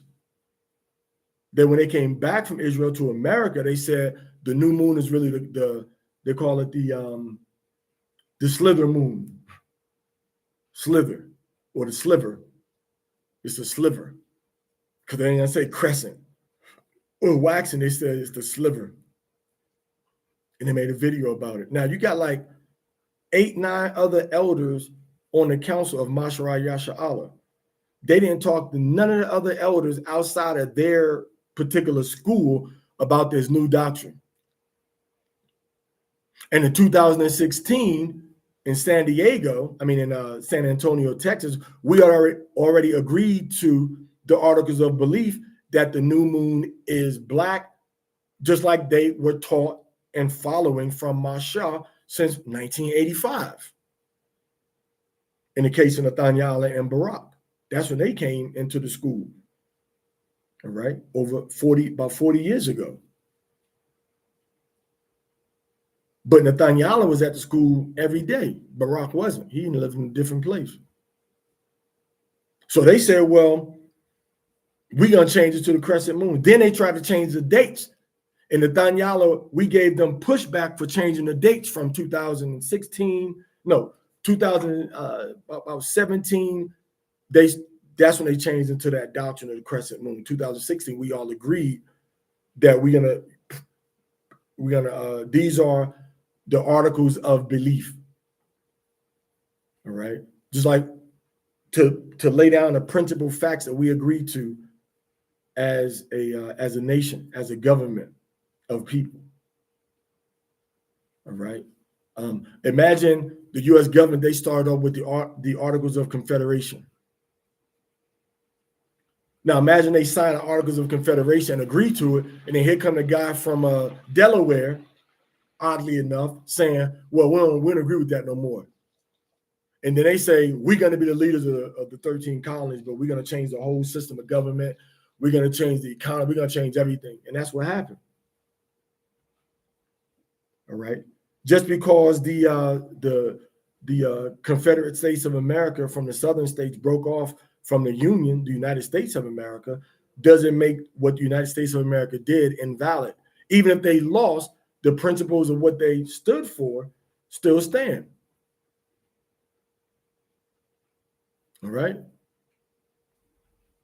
And this is what you see happening, because they were looked at as the winning side with more people. People couldn't see the treason that they had committed. And it's an old political statement that says that treason doth never prosper. For if it prosper, none dare call it treason. Meaning people can commit treason. But the people that commit treason, if they win, the population is not going to say. The people that's under them, under their military control, are not going to say, hey, you all committed treason. Nobody's going to say that. It's only when it doesn't prosper that people say, oh, that was treason. Okay? So the point being that the Rosicrucians infiltrated. And then Mathatwa, and when they went to Israel, and they coming back, oh, Mount Zion is in Tel Arad, Israel. And it was Mathatwa pushing that. Hoshua Mariel said, oh, the color we're supposed to be wearing is not blue, it's purple. And Mathatwa was the one pushing everybody got to wear the purple at the gift concert. That was 2016, right? At the gift concert, 2016 or 17, right? Yeah, and then I went over to Long Beach. Went to the that was 2017. Yeah, that's 2017. All right, at the gift concert, and they had the debate about the purple. That was in the summer, right? Because they had come back from Israel 2017, and now they was pushing that false doctrine, the crescent moon. All right. And that's when Nathaniel was made into the office of the calendar and the office of Torah and law enforcement. But then when he tried to enforce the law, now they try to say, oh, you can't do that. Office of calendar. Oh, now the Benjamin brother from Trinidad that was there, Levite, that is now he's passed away now. He's in charge of the calendar. Or we're gonna put the Levites. So they're trying to shift everything around to control who does what, as long as they do it in their favor. And then before that, that's when Thawan was like, you know what? From that shield of wisdom, I'm stepping off. And then Kahan and Shalimah, which are some of the biggest supporters, they said, man, we stepping off too. And then that's when they came and said, oh, these two brothers that were following the lunar Sabbath under the crescent moon now, they're going to be on the council of elders now. And they shift everything around. But that's not Masharah Yasharahla. So what's the point that I'm making? The point that I'm making is that Masha set up a certain system. And that system had economic development as a part of it. It wasn't as fine-tuned. And the Rosicrucians are the ones that control the religious aspects of what our people are doing, generally speaking. The philosophy and the mindset is molded in the seminaries, and inside the lodges. And then they gave the brother, well, you're going to be a rapper. And then he paid off the elders that were at the school. And when he paid them off, they started to exalt him as the leader and as the head. And that's how you had Israel starting to fall. But if you have a system of operations, and we're not going to deviate from this, that's what's going to drive us together as a nation, because nobody's trying to build a nation. Everybody's trying to build their school or their camp, their organization. Nobody's making national moves. Nobody is studying biblical-based principles of politics and economics and community. And that brings me back to the point that I was making. You can have a legal agreement that's not based upon one person being the deciding factor on who does what and switching up in midstream, but it's based upon this is what it says. The scripture says what? The scripture says go to law with one another to solve your problem before you go to the unjust. But if you go to the unjust, if you go to each other and you can't mediate, the scripture says now you got to go to the unjust because we couldn't solve it amongst ourselves. This is what Paul talks about. Hamashiach said, you to the person, bring a witness, and then you bring it to the whole congregation for everybody. That's the conflict resolution problem foundation, the way we solve problems according to the scriptures. So we put Yahweh first, and we know that we know that Yahweh is a consuming fire, and he's proceeding us, and we're following him, and we're following his son, and then we're following righteous leadership that's following him and his son. How can we lose? So you have to be in alignment with that as a nation. So I had to give up all of that. I had to give up all of those, that American lifestyle, and I had to start in the third world country and get used to it and understand how things work and function and have more spiritual focus. So now when we're trying to work together, you don't got no excuse. Because my family is bigger than all y'all families. So if I can do it in Mexico, why can't you do it in America? What are the economic principles that we see in the early first century assembly of believers? The Kehillah or the Mikra. We see cooperative economics throughout the whole book of Acts, especially in Acts chapter 2. So my point is that whole principle of cooperative economics, they said, nobody said this is mine, but they had all things in common.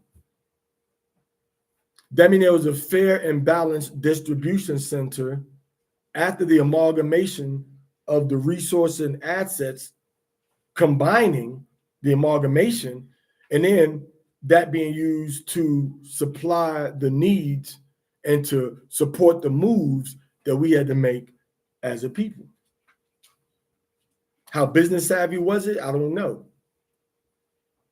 But it was able to sustain the community. And they tell you that they grew to thousands of people in one day, and everybody came together. And then eventually what they do? They left Israel, right? And where'd they go? A lot of them went to Turkey. And that's how Hamashiach went and wrote the letters to the 7 churches of Asia Minor. So you have to develop that mindset, but what is the economic principle? What are the economic principles that we need to be pushing, promoting, and enacting in order to move forward as a nation?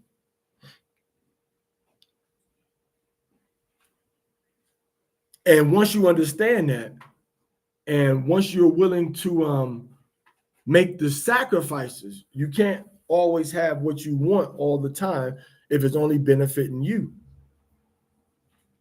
Matter of fact, there's a scripture where it says, don't even seek your own good or your own wealth, but the wealth and the good of your brothers. I think it's in 1 Corinthians. All right. All right, so let's finish reading book of Acts book of Deuteronomy chapter 9. Deuteronomy chapter 9, verse 3. You shall know today that Yahweh Elohai, he proceeds before you, and a devouring fire is he. So he's a devouring fire. So whatever problems in front of me, whatever problems he sees, he's going to fix it. Go ahead. He will destroy them utterly, and he will divert them before you. He gonna what? Divert them? Divert them before you. He's gonna push them out the way. This is why Mashiach said what? Seek ye first the kingdom of Yahweh. Ask yourself a question in all its righteousness. And he said the kingdom of heaven is in you. So if you the kingdom of heaven is in you, kingdom of heaven is in me, and we're seeking the kingdom together, am I only seeking for me and mine, or are we seeking for us and ours? It's part of the problem. You seeking for you and yours. I'm seeking for me and mine. But we supposed to be seeking for us and ours. Khan? Us and ours. Us and ours. So you thought it was some magical faith that came down upon the people at Pentecost, and then they started saying abracadabra, water be filled. Woo, I got some water now. You missed the physical part of it. You missed what they actually did. When Mashiach said, man, don't worry about this, don't worry about that. Your father know that what you have need of before you have it. All right? And if you are a parent, right? If you are a parent, and my big brother comes and says, man, let me go back. If the father sends his son, they say, man, don't worry about that. Our father, he knows what we need. So we're going to have food. We're going to have clothes. We're going to have what we need. Don't even worry about it. Boom. And then the son leaves. And when the son leaves, we see all of the brothers and the sisters of the family physically coming together and sharing everything that they have. What is it about that we don't understand? We see how they applied the understanding of what the son said, but we want to do everything but what the early believers did. All the Israelite churches and congregations and communities and the Protestant and Catholic churches, they interpret that to mean, well, have faith, but give me your tithe money. Give me your offering money.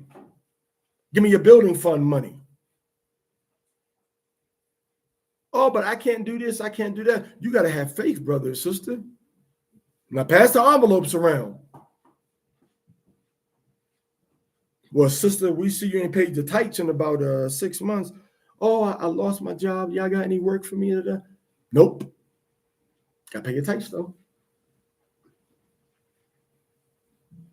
You see that? So there's no real community development. It's only a system of exploitation. And the Israelites have adopted this same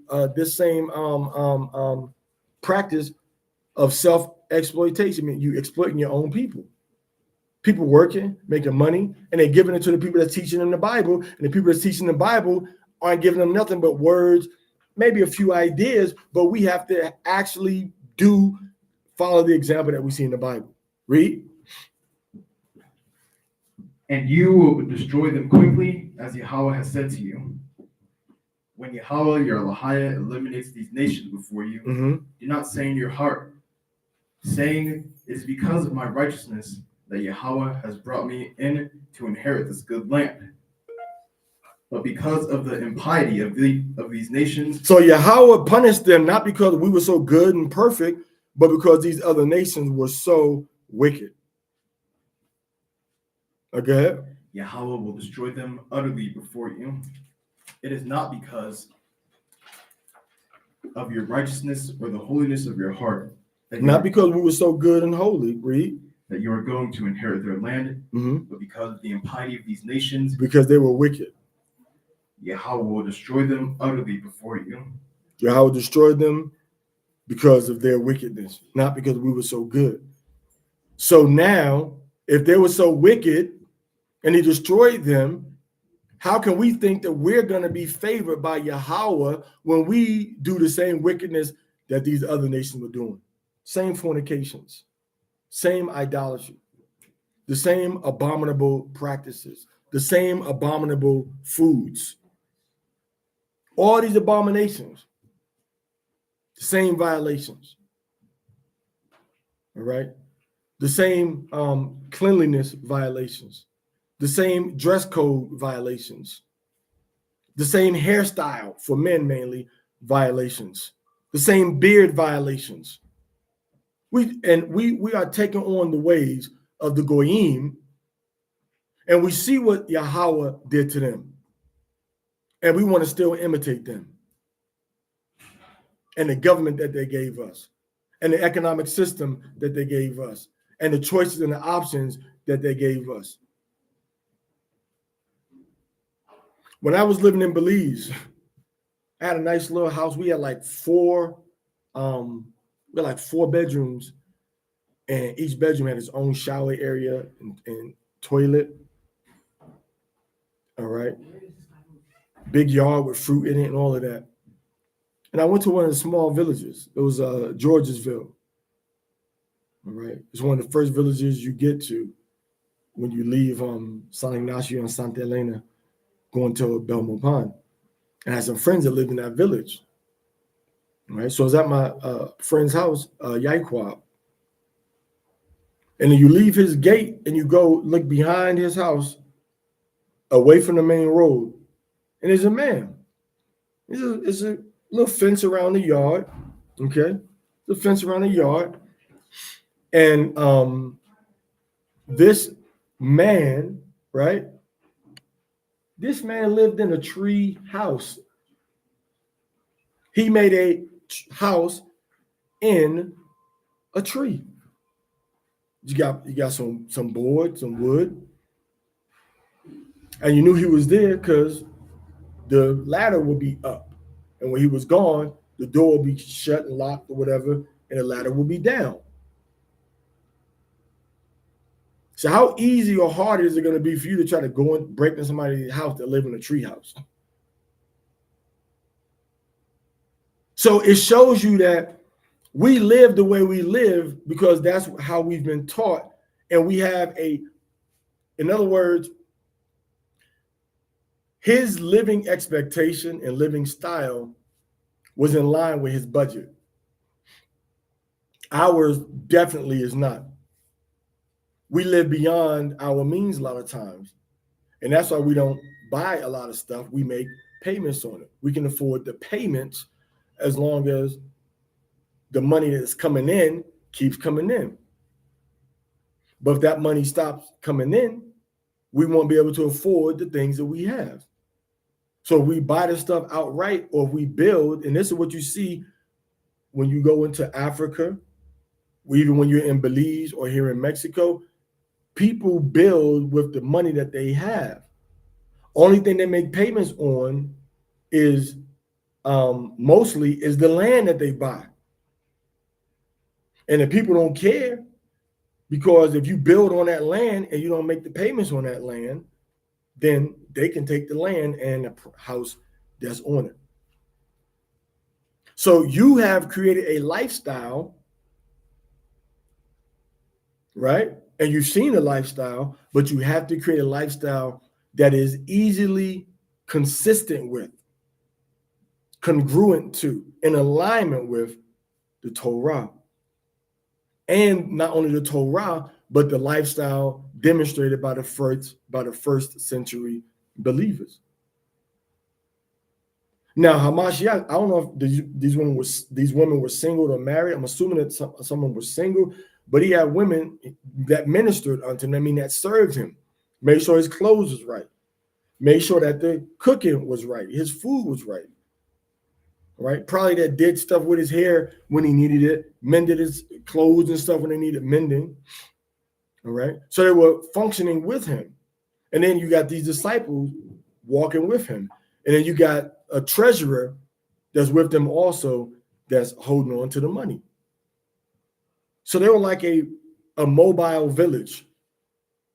The same nomadic concept that we see with Abraham, Isaac, and Jacob all the way up into Joshua is exemplified or mirrored in a way with Hamashiach and his disciples, just roaming around, feeding the sheep. And a lot of times the sheep were following them wherever they went. And it said that they followed them because he could feed them or do miracles and whatnot, not because they truly, really, really believed, some of them. So the point is that they were all together. So he demonstrated and laid that out for them before he passed away. After he died, everybody came together. But you're creating a lifestyle that's adverse to your relationship with Yahweh. So when I came back from Belize, I know I had to cut back on stuff. And for a little while I cut back, but then we didn't buy a house, but got a place, smaller place for more money in a suburban area. All right. And then from there, that's when I bought the house in Alabama. All right. Took over the payments, did a quick claim deed, and paid the house off. I owned the house free and clear in like three years. Caught the mortgage up, gave the person that owned it a little money. Then they put me onto the mortgage. Then they got taken off of the mortgage. And then they sent me I had the deed to the house. And then I sold that house. So I'm not telling you something that's impossible. These are very realistic, attainable goals. But you got to decide. I had to decide. Am I going to put my life into something for the next 30 years? And I'm a servant to it? And I promise you, when I first came into the truth, the first year I came in, January 1994, the first year, all right, I went home that summer like, man, we got to get a quad. Because that's the example I saw when I went to New York. The brothers were living in a brownstone, like 3-4 floors brownstone, like row house in New York City, in Harlem. And the Danyala was there. He was living there and all of that. And they had a bunch of other brothers there. And it was their camp. So I took that model like, man, we had a community and we had buildings. We could stay in those buildings and we could just focus on teaching. And I just took that under the Danyala's guidance and took it to an international level for Belize. But the legal challenges of being in Belize were an impediment. Okay. But they had, everything was together right there. They had that's what a camp was. You understand? A camp was a house where a bunch of men would gather. They would sleep there. Some of them had families in Jersey or somewhere, but they would come there a couple days a week, sleep there, eat there, use the bathroom there, wash there, and leave from there together and go out and teach on the streets. And then they would go to the main school, to the classes, go to the Sabbath service on the Sabbath, and then go out and teach on the Sabbath also. That's what a camp was. They were organized, structured, and everybody was together. And this is what Hamashiach did. He said, y'all go out by twos, and you go out and make the people ready for me. And then it will still take the instruction from the chief shepherd, which is Hamashiach. Okay. So we have to have that same collective mentality. But sometimes these men walked away from their families for 3 years, following Hamashiach wherever he went. Nobody's asking you to do that. But at some point, you're going to have to take up your cross and follow him, meaning walk in the footsteps that he walked. And people literally left their families and came together. But nobody's saying leave your families and come together.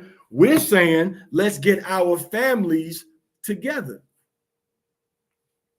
Let's get our families together. Because what you have ain't for you. What you have is for the body, according to what we read in the Bible. What you have is for all of us. What I have is for all of y'all. So when I bought this place, I said, any brother want to come down here and keep the commandments and the laws, we can work out, how we're going to function. But the rent here, we can get here and we can use this as a base to branch out from. Same thing when I bought a triplex in Columbus. I issued the same announcement. And there were some brothers going to do it, but them brothers changed their mind. And it was a big place. We had how many bathrooms we had? Yeah, we had 3 bathrooms. We had 3 bathrooms. And then we had a bathroom for the woman to use when she was tama'ah. And it was, so anyway, that's a long story. The point I'm making is that this is a direction that we have to go. We don't have a choice.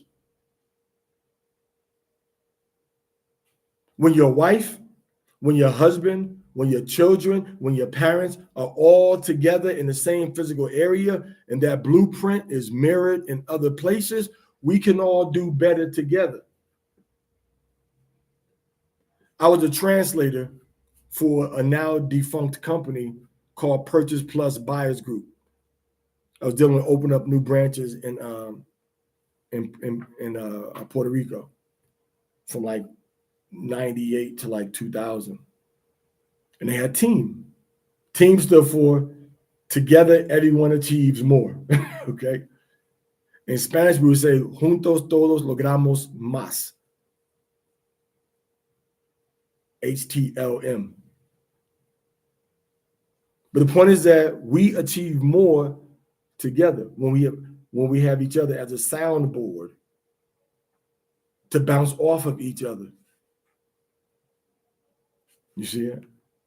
We have a soundboard to help each other. And this is the direction we have to go as a nation. Okay. Go ahead, keep reading. And in order that he may uphold the covenant that Yahweh swore to your fathers, to Abraham, Isaac, and Jacob. And you shall know today that it is not because of your righteousness Yahweh your Elohim has given you this land to inherit, for you are a stiff-necked people. Remember, do not forget how you provoked Yahweh your Elohim in the wilderness. From the day you came out of Egypt until you came to this place, you have continued being disobedient regarding things concerning Yahweh. Even at Horeb, you provoked Yahweh, and Yahweh was angry enough with you to destroy you utterly. When I was going up the mountain to receive the stone tablets, the tablets of the covenant that Yahweh established with you, and I stayed on the mountain 40 days and 40 nights, I did not eat bread, nor did I drink water. And Yahweh gave me the 2 stone tablets. So for 40 days. And he ain't even tripping on the next 40 days yet. But he was up to 40 days, no water, no nothing. Okay. And what you got to understand is that as he's up there for those 40 days, his body is repairing itself through autophagy. All them damaged cells in his body is getting repaired, redistributed, strengthened, because he's not eating the food. It's a natural biological process your body goes through. So his mind and his spirit are becoming sharper because he's overcoming his physical needs. And his spirit and his mind are becoming sharper, and he's in the presence of the Most High. Go ahead. And Yahweh gave me the 2 stone tablets written with the finger of Elohim. And on them had been written all the words that Yahweh had spoken to you at the mountain. And it happened throughout 40 days and 40 nights that Yahweh gave me the 2 stone tablets, tablets of covenant. And Yahweh said to me, get up, go down quickly from here, for your people whom you brought from the land of Egypt have acted lawlessly. Meaning what? They were down there committing sin, all types of idolatry and related practices. Go ahead. They have digressed quickly from the way that you have commanded them. He said they have digressed quickly from being obedient, from the way that you gave them. Go ahead. They have made for themselves a molten image. They made an idol. Go ahead. And Yahweh said to me, I have spoken to you once and twice, saying, I have seen this people, and look, it is a stiff-necked people. Permit me to destroy them utterly, and I will blot out their name from beneath the sky. So Yahweh's like, man, give the go ahead.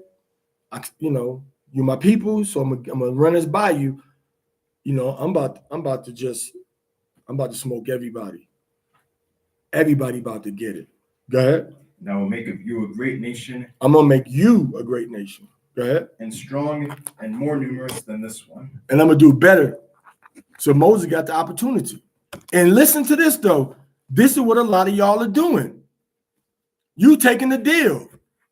You saying, man, so you mean to tell me that I can get it for myself on my own and don't got to share, do it with nobody else? All this bad stuff, I don't got to deal with all this stress and all this static and all this confusion and all these headaches, but just me and mine? And when you face that same dilemma yourself, you say, that's a good deal. And that's why you absent. That's why you doing your own thing and you on your own lane, because you focus only on you and yours. And that's great if it's only you and yours, but how we going to be a nation if your main focus is exclusively and physically on you and yours? How do you build a nation like that? As they say, I'll wait. Go ahead. Verse 15. And after I had turned, I went down from the mountain. So Moses now comes down the mountain. Go ahead. And the mountain was burning with fire. And the 2 stone tablets were in my 2 hands. And when I saw that you had sinned against Yahweh your Elohim, and had made for yourselves a molten image, and had digressed from the way that Yahweh commanded you, then, having taken hold of the 2 tablets, I flung them from my 2 hands. He flung them. And smashed them before you. So this is this big, strong Levite, Haitian, modern Haitian or limber man. And they say he dropped them. Moses said, I flung them. So here he is flinging two stone tablets, flinging them like a doll. Go ahead. And I petitioned before Yahweh a second time, as also the first, 40 days and 40 nights. So he came again, 40 days and 40 nights. Go ahead. I did not eat bread, and I did not drink so water. That's 80 days that Moses went without food or drink on our behalf. Look at the sacrifice this man made for us. 80 days. Pleading with Yahweh for us. And we can't demonstrate that same type of compassion, love, affection, consideration for each other. Only people that's in our family. We all supposed to be of the household of faith, a family like that. And I understand people act stupid, people act disrespectful, and people act shady. And that's why you put measures in place. Things are documented, written down. I was talking to a brother about that today. Like when you come into this understanding of being an Israelite, of being a follower of Hamashiach, there needs to be a protocol that you understand, that you read, that you study on your proper conduct within yourself, within your household, and within life in general. Go ahead. On account of all your sins that you had sinned, by doing what was evil before Yahweh your Elohim to provoke him. And I was terrified on account of the wrath and the anger, because Yahweh had been provoked against you to destroy you utterly. And Yahweh listened to me this time also. And Yahweh was very full of wrath against Aaron to destroy him utterly. And I prayed also on behalf of Aaron at that time. And your sin which you had made, the bull calf, I took it and burned it with fire, and crushed it, and grinding thoroughly until it became fine and it was as dust. Mm-hmm. And I threw the dust into the wadi that runs down from the mountain. And at the burning also, and at the temptation, and at the graves of lust, you were provoking Yahweh your Elohim. And when Yahweh sent you from Kadesh Barnea, saying, Go up and inherit the land that I am giving you, then you disobeyed the word of Yahweh your Elohim and did not trust him. And that's when the Most High said, don't go up, and we went up because we didn't trust him. And that's you. Hamashiach is saying, the scripture is saying, gather yourself together. The disciples, the apostles said, let's come together. And here you are saying, no, I'm not going to do that. I'm going to just stay what I'm doing. Because that's what Israelites have come to expect. We're going to do everything remotely. And it's an illusion. The distance is not making us grow together as a people. Especially we ain't really talking to each other all like that. And some people are maybe better communicating or talking and interacting with each other than others are. It's hard for some of us to communicate distance-wise a lot of times. It's easier for us to communicate when we in the same presence. But when you're away, some people just ain't cyber communicators. Some people just ain't talkers. But there should be some degree or some level of communication. Go ahead. And did not listen to his voice. You were disobedient in regard to things concerning Yahweh from the day he knew you. And I petitioned before Yahweh for 40 days and for 40 nights that I petitioned for Yahweh said that he would destroy you utterly. And I prayed to Elohim and said, O Yahweh, Yahweh, King of the gods, do not utterly destroy your people and your possession, whom you redeemed by your great strength. So Moses said, don't destroy the people. Read. Whom you brought out of the land of Egypt with your great strength and with your strong hand and your high arm. Remember Abraham, Isaac, and Jacob, your attendants, to whom you swore by yourself.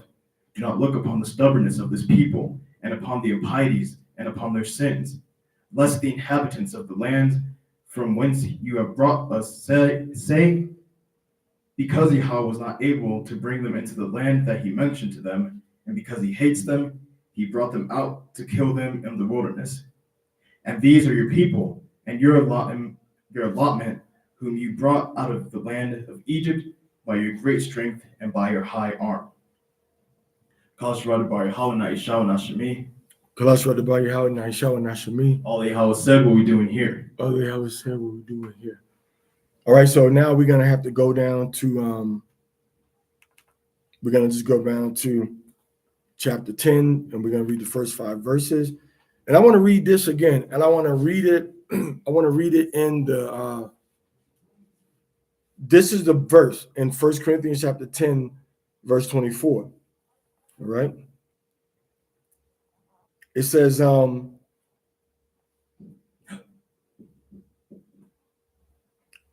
no one is to seek his own, but rather that of his neighbor.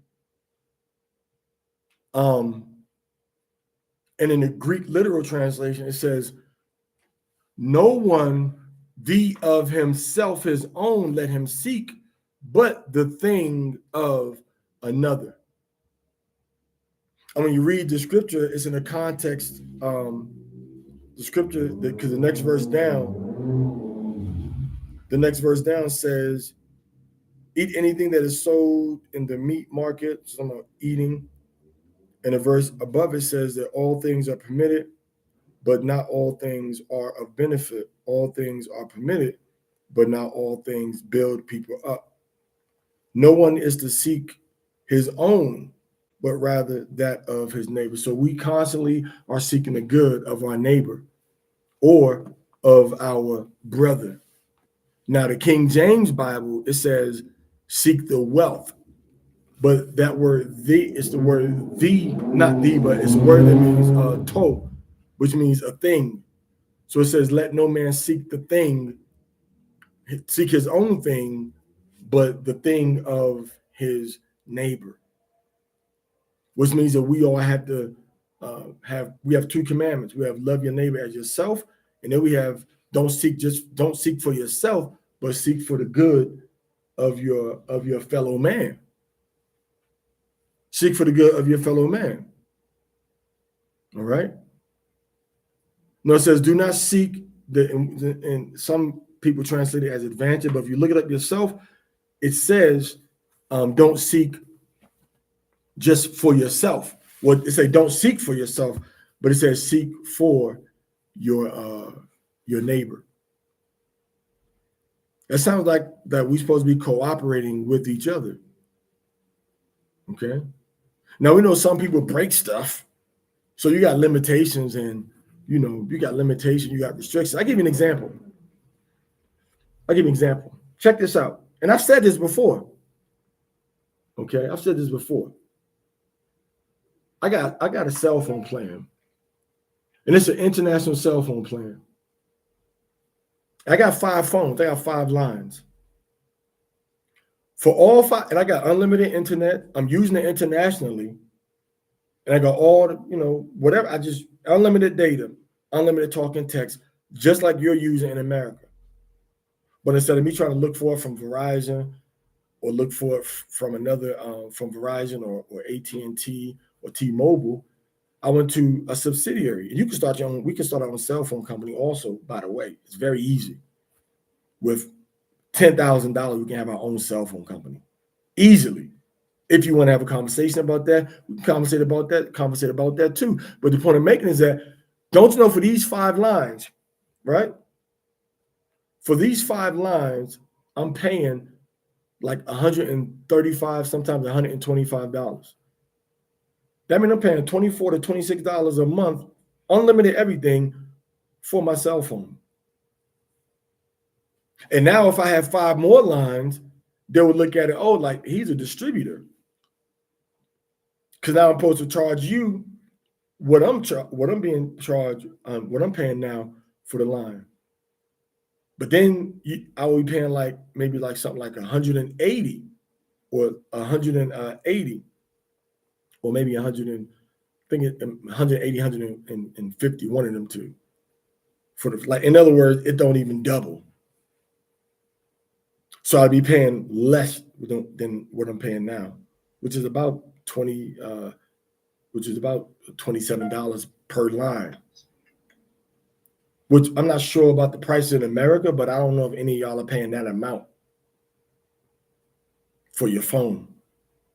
26, 27, and got great service, great internet. You know what I'm saying? I just gotta, turn the international roaming on, and all 5 phones got it. So if we was organized and talking as a nation, you would have like a $25 phone bill, regular phone, because I think they're using Verizon's networks, if I'm not mistaken. But who's gonna do that? And then when you can't pay your bill, you're gonna want somebody to pay your bill, or you're gonna keep your bill up. And if we all working together collectively and we're generating an income together, you don't need the money to pay your bill. It's a company phone. Company will pay for it. Don't worry about it. So these are all the things that as a nation we discuss. Everything in China is nationalized. So when the Chinese leave from China to go to Africa, they ain't paying for that cell phone bill because they there on Chinese business. When an ambassador leaves America and goes to Russia or goes to Saudi Arabia, he's not paying that cell phone bill. The U.S. government is paying for it. So if you're about your father's business and we a community and we all living righteously, that's a company bill. This is the type of mindset and mentality that we have to start to develop. Don't seek for yourself, but seek for us. And as you seek for us, everybody's going to benefit, because it ain't just about you. I'm thinking about you. I'm not thinking about myself. And if everybody is doing that, then everybody's going to be able to move ahead together. So when Yahweh is talking with Moses, and Moses like, nah, don't hurt the people. All right. Chapter 10, verse 1 through 5. Deuteronomy chapter 10, verse 1. At that time, Yahweh said to me, Uh-huh. carve out for yourself 2 stone tablets like the former ones, and come up to me on the mountain, and you will make for yourself an ark of wood. And I will write on the tablets the words that were on the former tablets, which you smashed, and you shall put them in the ark. And So now Yahweh is recounting about Exodus like chapter 32 and 33, something like that. 32, 33, that range. All right. When he went back up to Yahweh, because he came down with the whole story in 35. That's when he just said, look, this what it is. Came down the first time in chapter 31. And then went back up and came back down again between Exodus chapter 31 and Exodus chapter 35. Con? Go ahead. And I made an ark of indestructible boards, and carved the 2 tablets of stone like the former ones, and went up the mountain with the 2 tablets in my hand. So Moses went up the mountain with the tablets. Go ahead. And he wrote on the tablets in accord with the first writing. So the same way, in accord with, in agreement with, in the same tone, sense, with the first tablets. Go ahead. The 10 words that Yahweh had spoken to you on the mountain from the midst of the fire, and Yahweh gave them to me. And I turned and came down from the mountain and put the tablets in the ark that I had made, and they were there as Yahweh commanded me. Okay. So that's the reading for today. All right. That's the reading for today. And for tomorrow, the reading is going to be it's going to be 10:6 to 14:14. 10:6 to 14:14. All right. So that's the reading for today. We're not in as big of a rush today as we were yesterday. But that's the reading and the explanation of these commandments. And Moses is really intervening on our behalf. We don't have too many do's and don'ts right here. Okay. We don't have too many instructions of what to do and what not to do. But Moses in chapter 8 is telling us, y'all got to keep these commandments that Yahweh is putting upon us. All right. And he's telling us in chapter 5, these are the statutes and the judgments. In chapter 8, these are the commandments that are being commanded to you. Okay. And then chapter 11, keep these commandments. All right. Keep them, all the ones I'm commanding you this day. And then we got a command in chapter 10, verse 4. Chapter 4, we got some commandments. Circumcising our heart. That's going to be tomorrow. We're going to read about circumcising our heart tomorrow. All right. We can't be adding to these words or taking away from the words of the law. We read that also. But read these words and imagine and picture Moses talking to over probably about 2 million people. Over a million people for sure. And all these people coming together and saying, well, we're going to go here, we're going to go there, we're going to go here. And the tribes are broken down into major family clans. And those family clans are staying in the same vicinity with each other. And then they start to specialize in something, become good at something. This is akin to the living system that you see in India. Well, your name is this. Oh, you must be a sheep herder.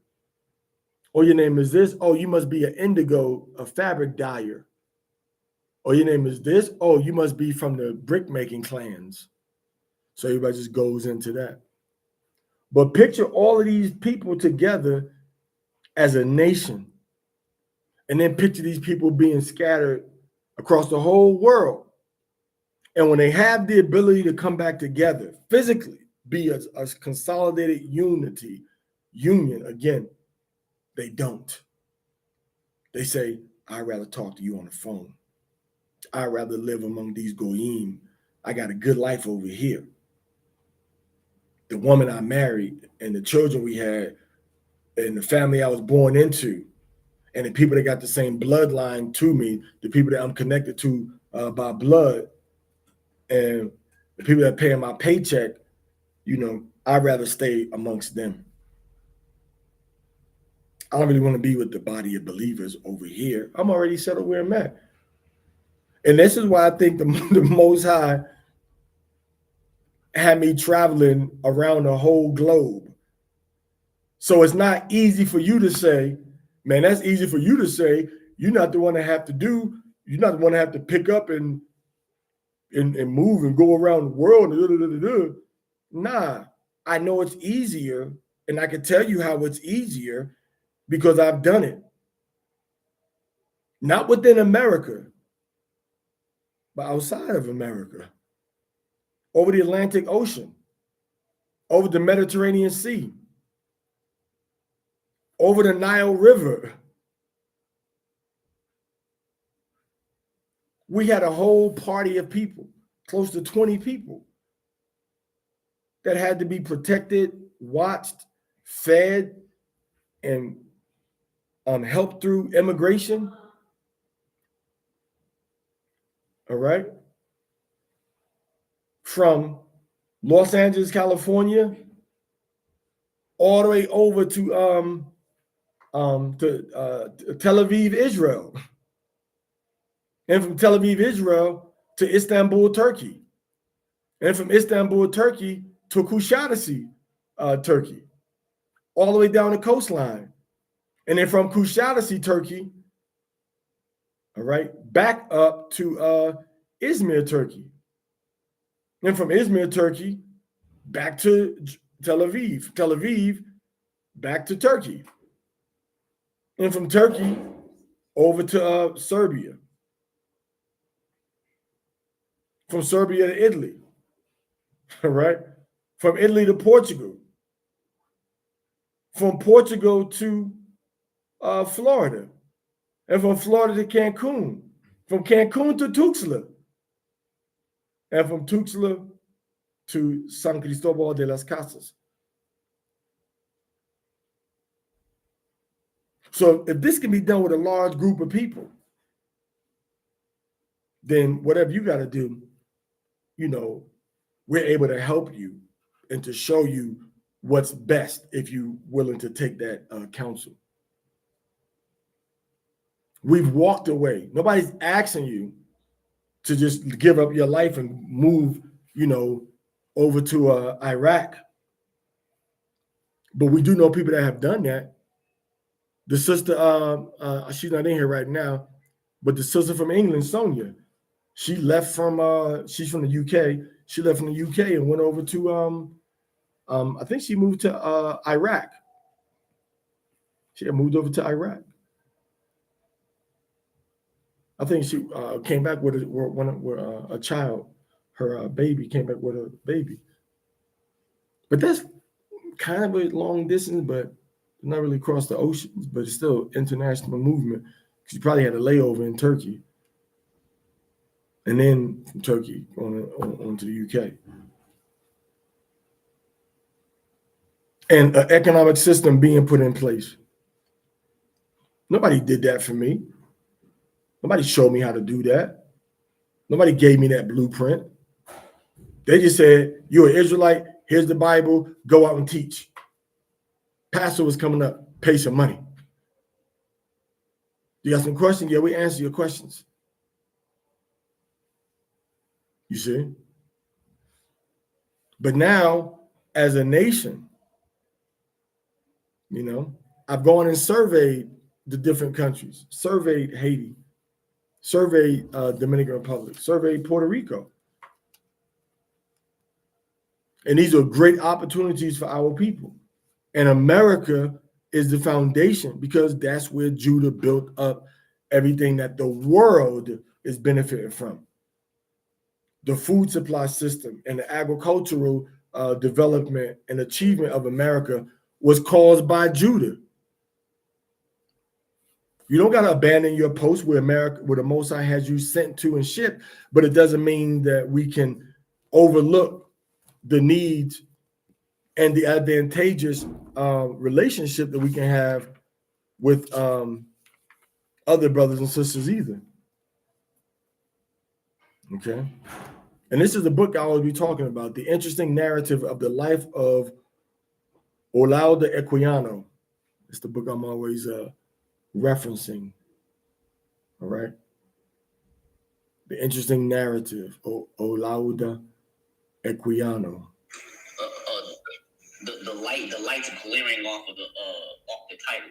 Okay. Sorry about that. All right.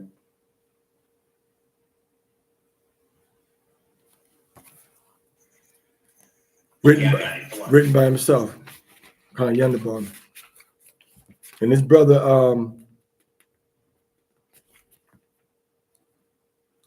wrote, this book was published in the year 1789. He wrote this book in 1789, and he talks about growing up in West Africa. This was before a lot of our people had become Americanized.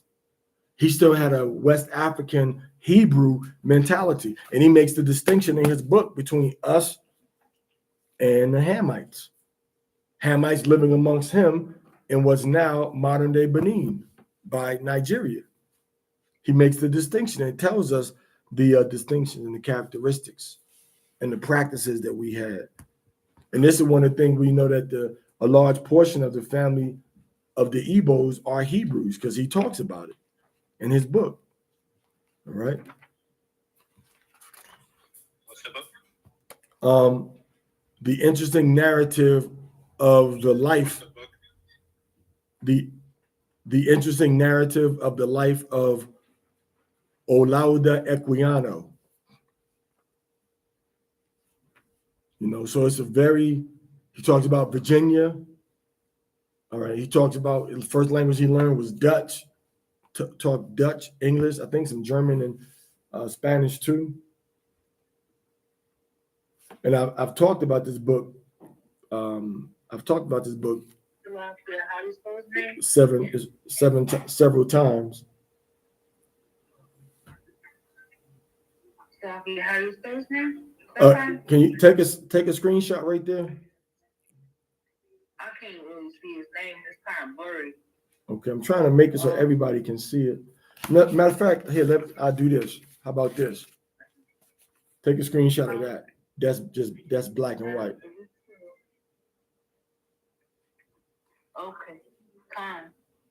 The water. Again, the boy. If you just put in Equiano or Olaudah, Olaudah, it'll come up. Olaudah. Olaudah.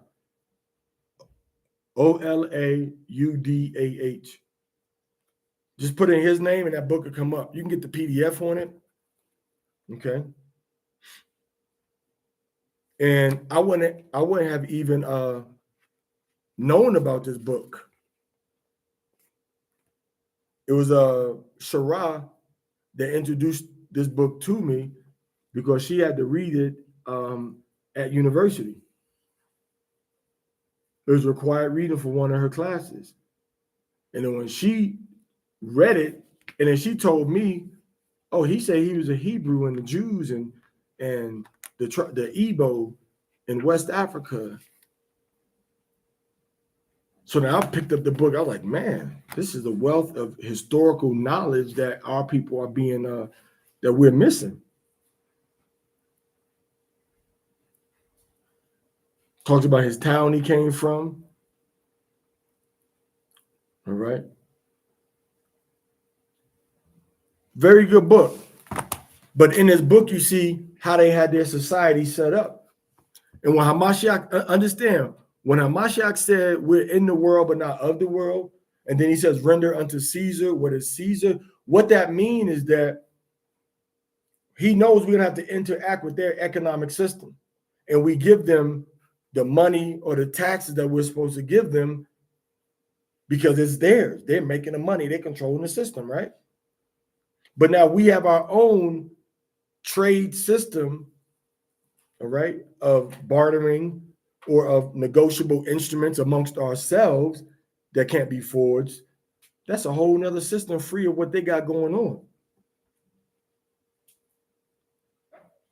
So we're in the world, but we're not operating under the parameters, the rules, the standards, the expectations, and the hopes of the world. So we're in the world, but at the same time, we're not of the world, meaning what we're doing and what we have going on is not originating from the mindset of what the world has going. So we're in the world, but we're not of it. So we're not going into the world, interacting with the world based upon our motivation being from that particular paradigm. Okay.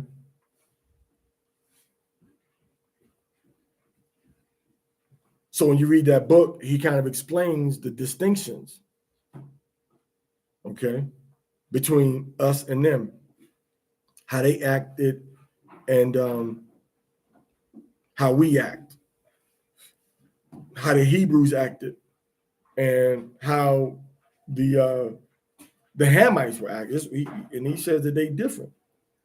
He said we're different than them. He even and you've heard people say this, but he even said one of the main differences is that, like we wash up, we smell clean, they don't. So that's one of the main distinctions that he makes. All right. One of the main distinctions that he makes. That we didn't smell like them. All right. We didn't wash up like they washed up. We washed up regular. They didn't wash up as regularly as we do.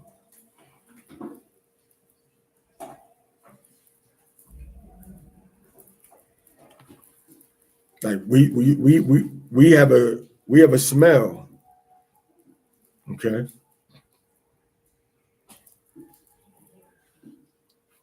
That's a pleasant smell. Okay. But we have to change our paradigm, our way of thinking. We have to change the way that we do things, what our expectations are. And most importantly, we have to change the level of trust that we have between each other through having legally enforceable agreements where we will lose if we break our word and try to take advantage of our brother or sister.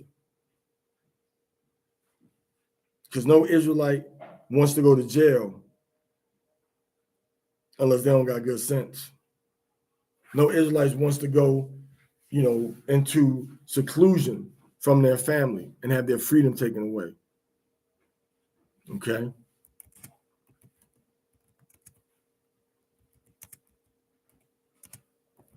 Okay. So I guess we can briefly go into any type of question or comments that somebody may have real quick. We got a little bit more time today. The day is less gloomy. Yesterday was just raining all day, wasn't it? It rained a lot today, but it wasn't as hot. It wasn't bad as it was yesterday. Today it was a little better. This is Matthew chapter 17, verse 14 through 16. Hamashiach said, praying to the Father, 17, 16 through, we'll just jump right into, they are not of the world, just as I am not of the world. I'm not asking you to take them out of the world, but to keep them away from the evil one. They are not of the world, just as I am not of the world. All right, so Hamashiach is praying to the Father to keep us away from Hashatan, which means that we have to engage and be closer with one another. Okay, so we have to kind of remember the scripture says, "Come out of her, my people, that you be not partakers of her sins." That means we should be interacting with the system in a way that's not detrimental toward our spiritual health and our obedience to Yahweh and our covenants. Okay. And again, if anybody has any questions or comments, go ahead and unmute yourself. I'm not gonna hold you. I'm not gonna hold you too much longer. Real quick. What you just said right now, that reminds me of a conversation that we had. I believe I had the same conversation with Masharah Yasharahla. And it was about ceasing, basically just stopping everything. Not eating at this place, not eating at that place. Certain things that people do that they would consider, what we used to consider natural, not going to certain places because like Disneyland, for instance. I'm not going to take my kids there because I know what Disneyland is degrading. I know what's involved with that whole entire place. Right. Things are just anti-Yahweh and anti-Hamashiach. So coming out of the Babylonian system, coming out of the beast system, would mainly be to refrain from their daily activities.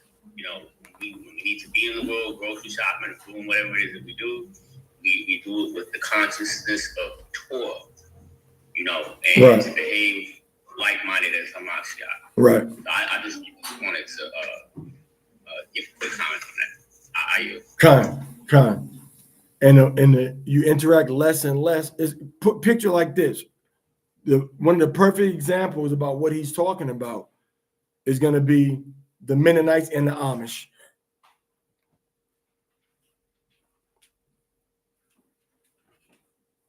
They had to choose, like, you know what, man, we're going to just have and they've been doing it for hundreds of years, and it's working for them. Everybody respects them. Everybody respects their craftsmanship. And it was done under a religious pretext, not even under, hey, we all from the same place, the same people. Just, hey, we the same religion. And people are joining them. Okay, so yeah, that's a perfect example. I mean, you may see an Amish every now and then, maybe at a bus station or something. I don't think I've seen them at the airport. But you'll see them at a bus station, especially if you live in like New York or Pennsylvania or Ohio, where they are a lot.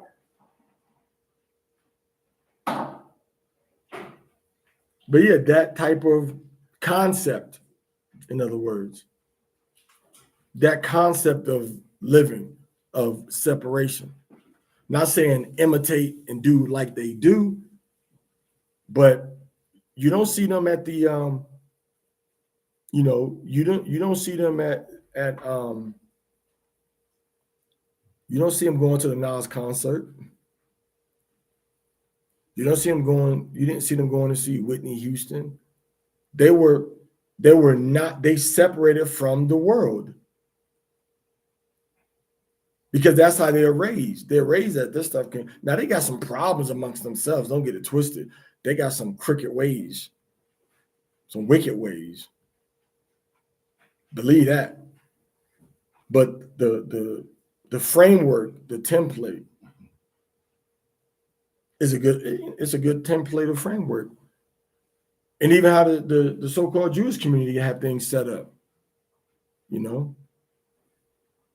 When you go to Israel, when you go to Israel or any part of, you can go to parts of Chicago, parts of New York, certain parts of Ohio, mainly Cleveland Heights, Ohio. When you go into Bexley, it's like the so-called Ashkenazi Jewish people, man. They practicing and secular. They walking around, walking to the synagogues. you know, houses, 4 or 5 times what we would pay for that same house, because they want to be in it, they want to be by themselves. So this is what, kind of what Raphael is talking about. Like, they're not doing all this extra stuff. They're not trying to compromise. Like we're in the world, but we can have fun too. We can listen to this music too. They're not listening to Lil Uzi Vert. They don't care what the game is talking about. But because we grew up with that stuff and we came out of it, we're still attached to it in a certain way. The nostalgia of the Chuck E. Cheese and the cheese piece and the cheesy pizza from Chuck E. Cheese. But we can make pizza just as good as a Chuck E. Cheese pizza. Anyway, any other questions and comments before we get up off of here? I just want to say thank you, Hannah, for putting the notes in the chat, helping us stay on track with the lesson. This is a great lesson. I agree with everything that's being spoken. I definitely agree that we do need to be closer. I, for one, came from a family with 7 girls and 2 boys and still don't know how to build a village to where we support each other. So I'm agreeing with everything.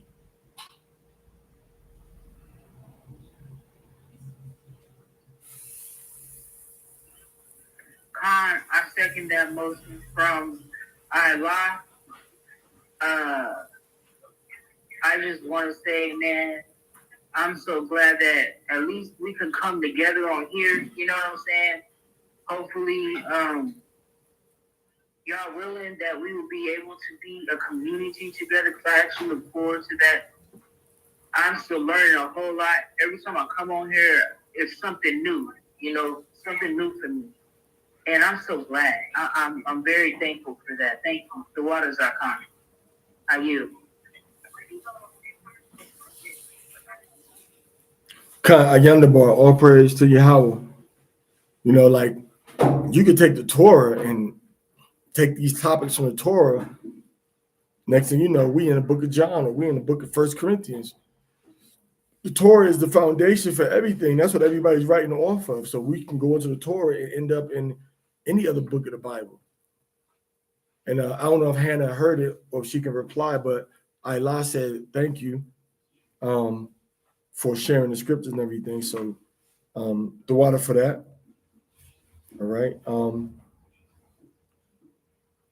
So all praise to the Most High for us being able to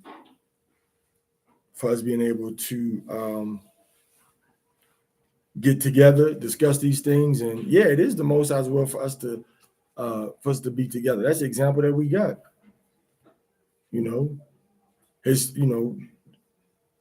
He tells us that to gather ourselves together. He tells us to love our neighbors, we love ourselves.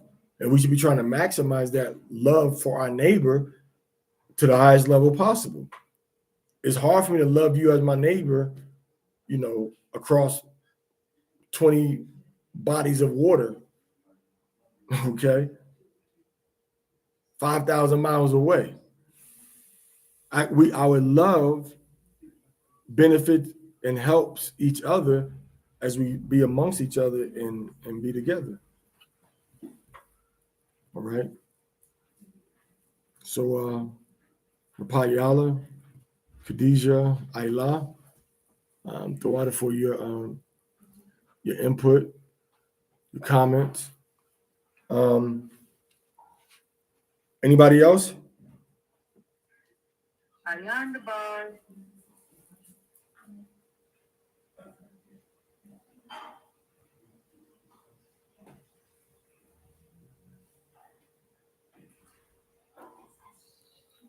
All praise to the Most High.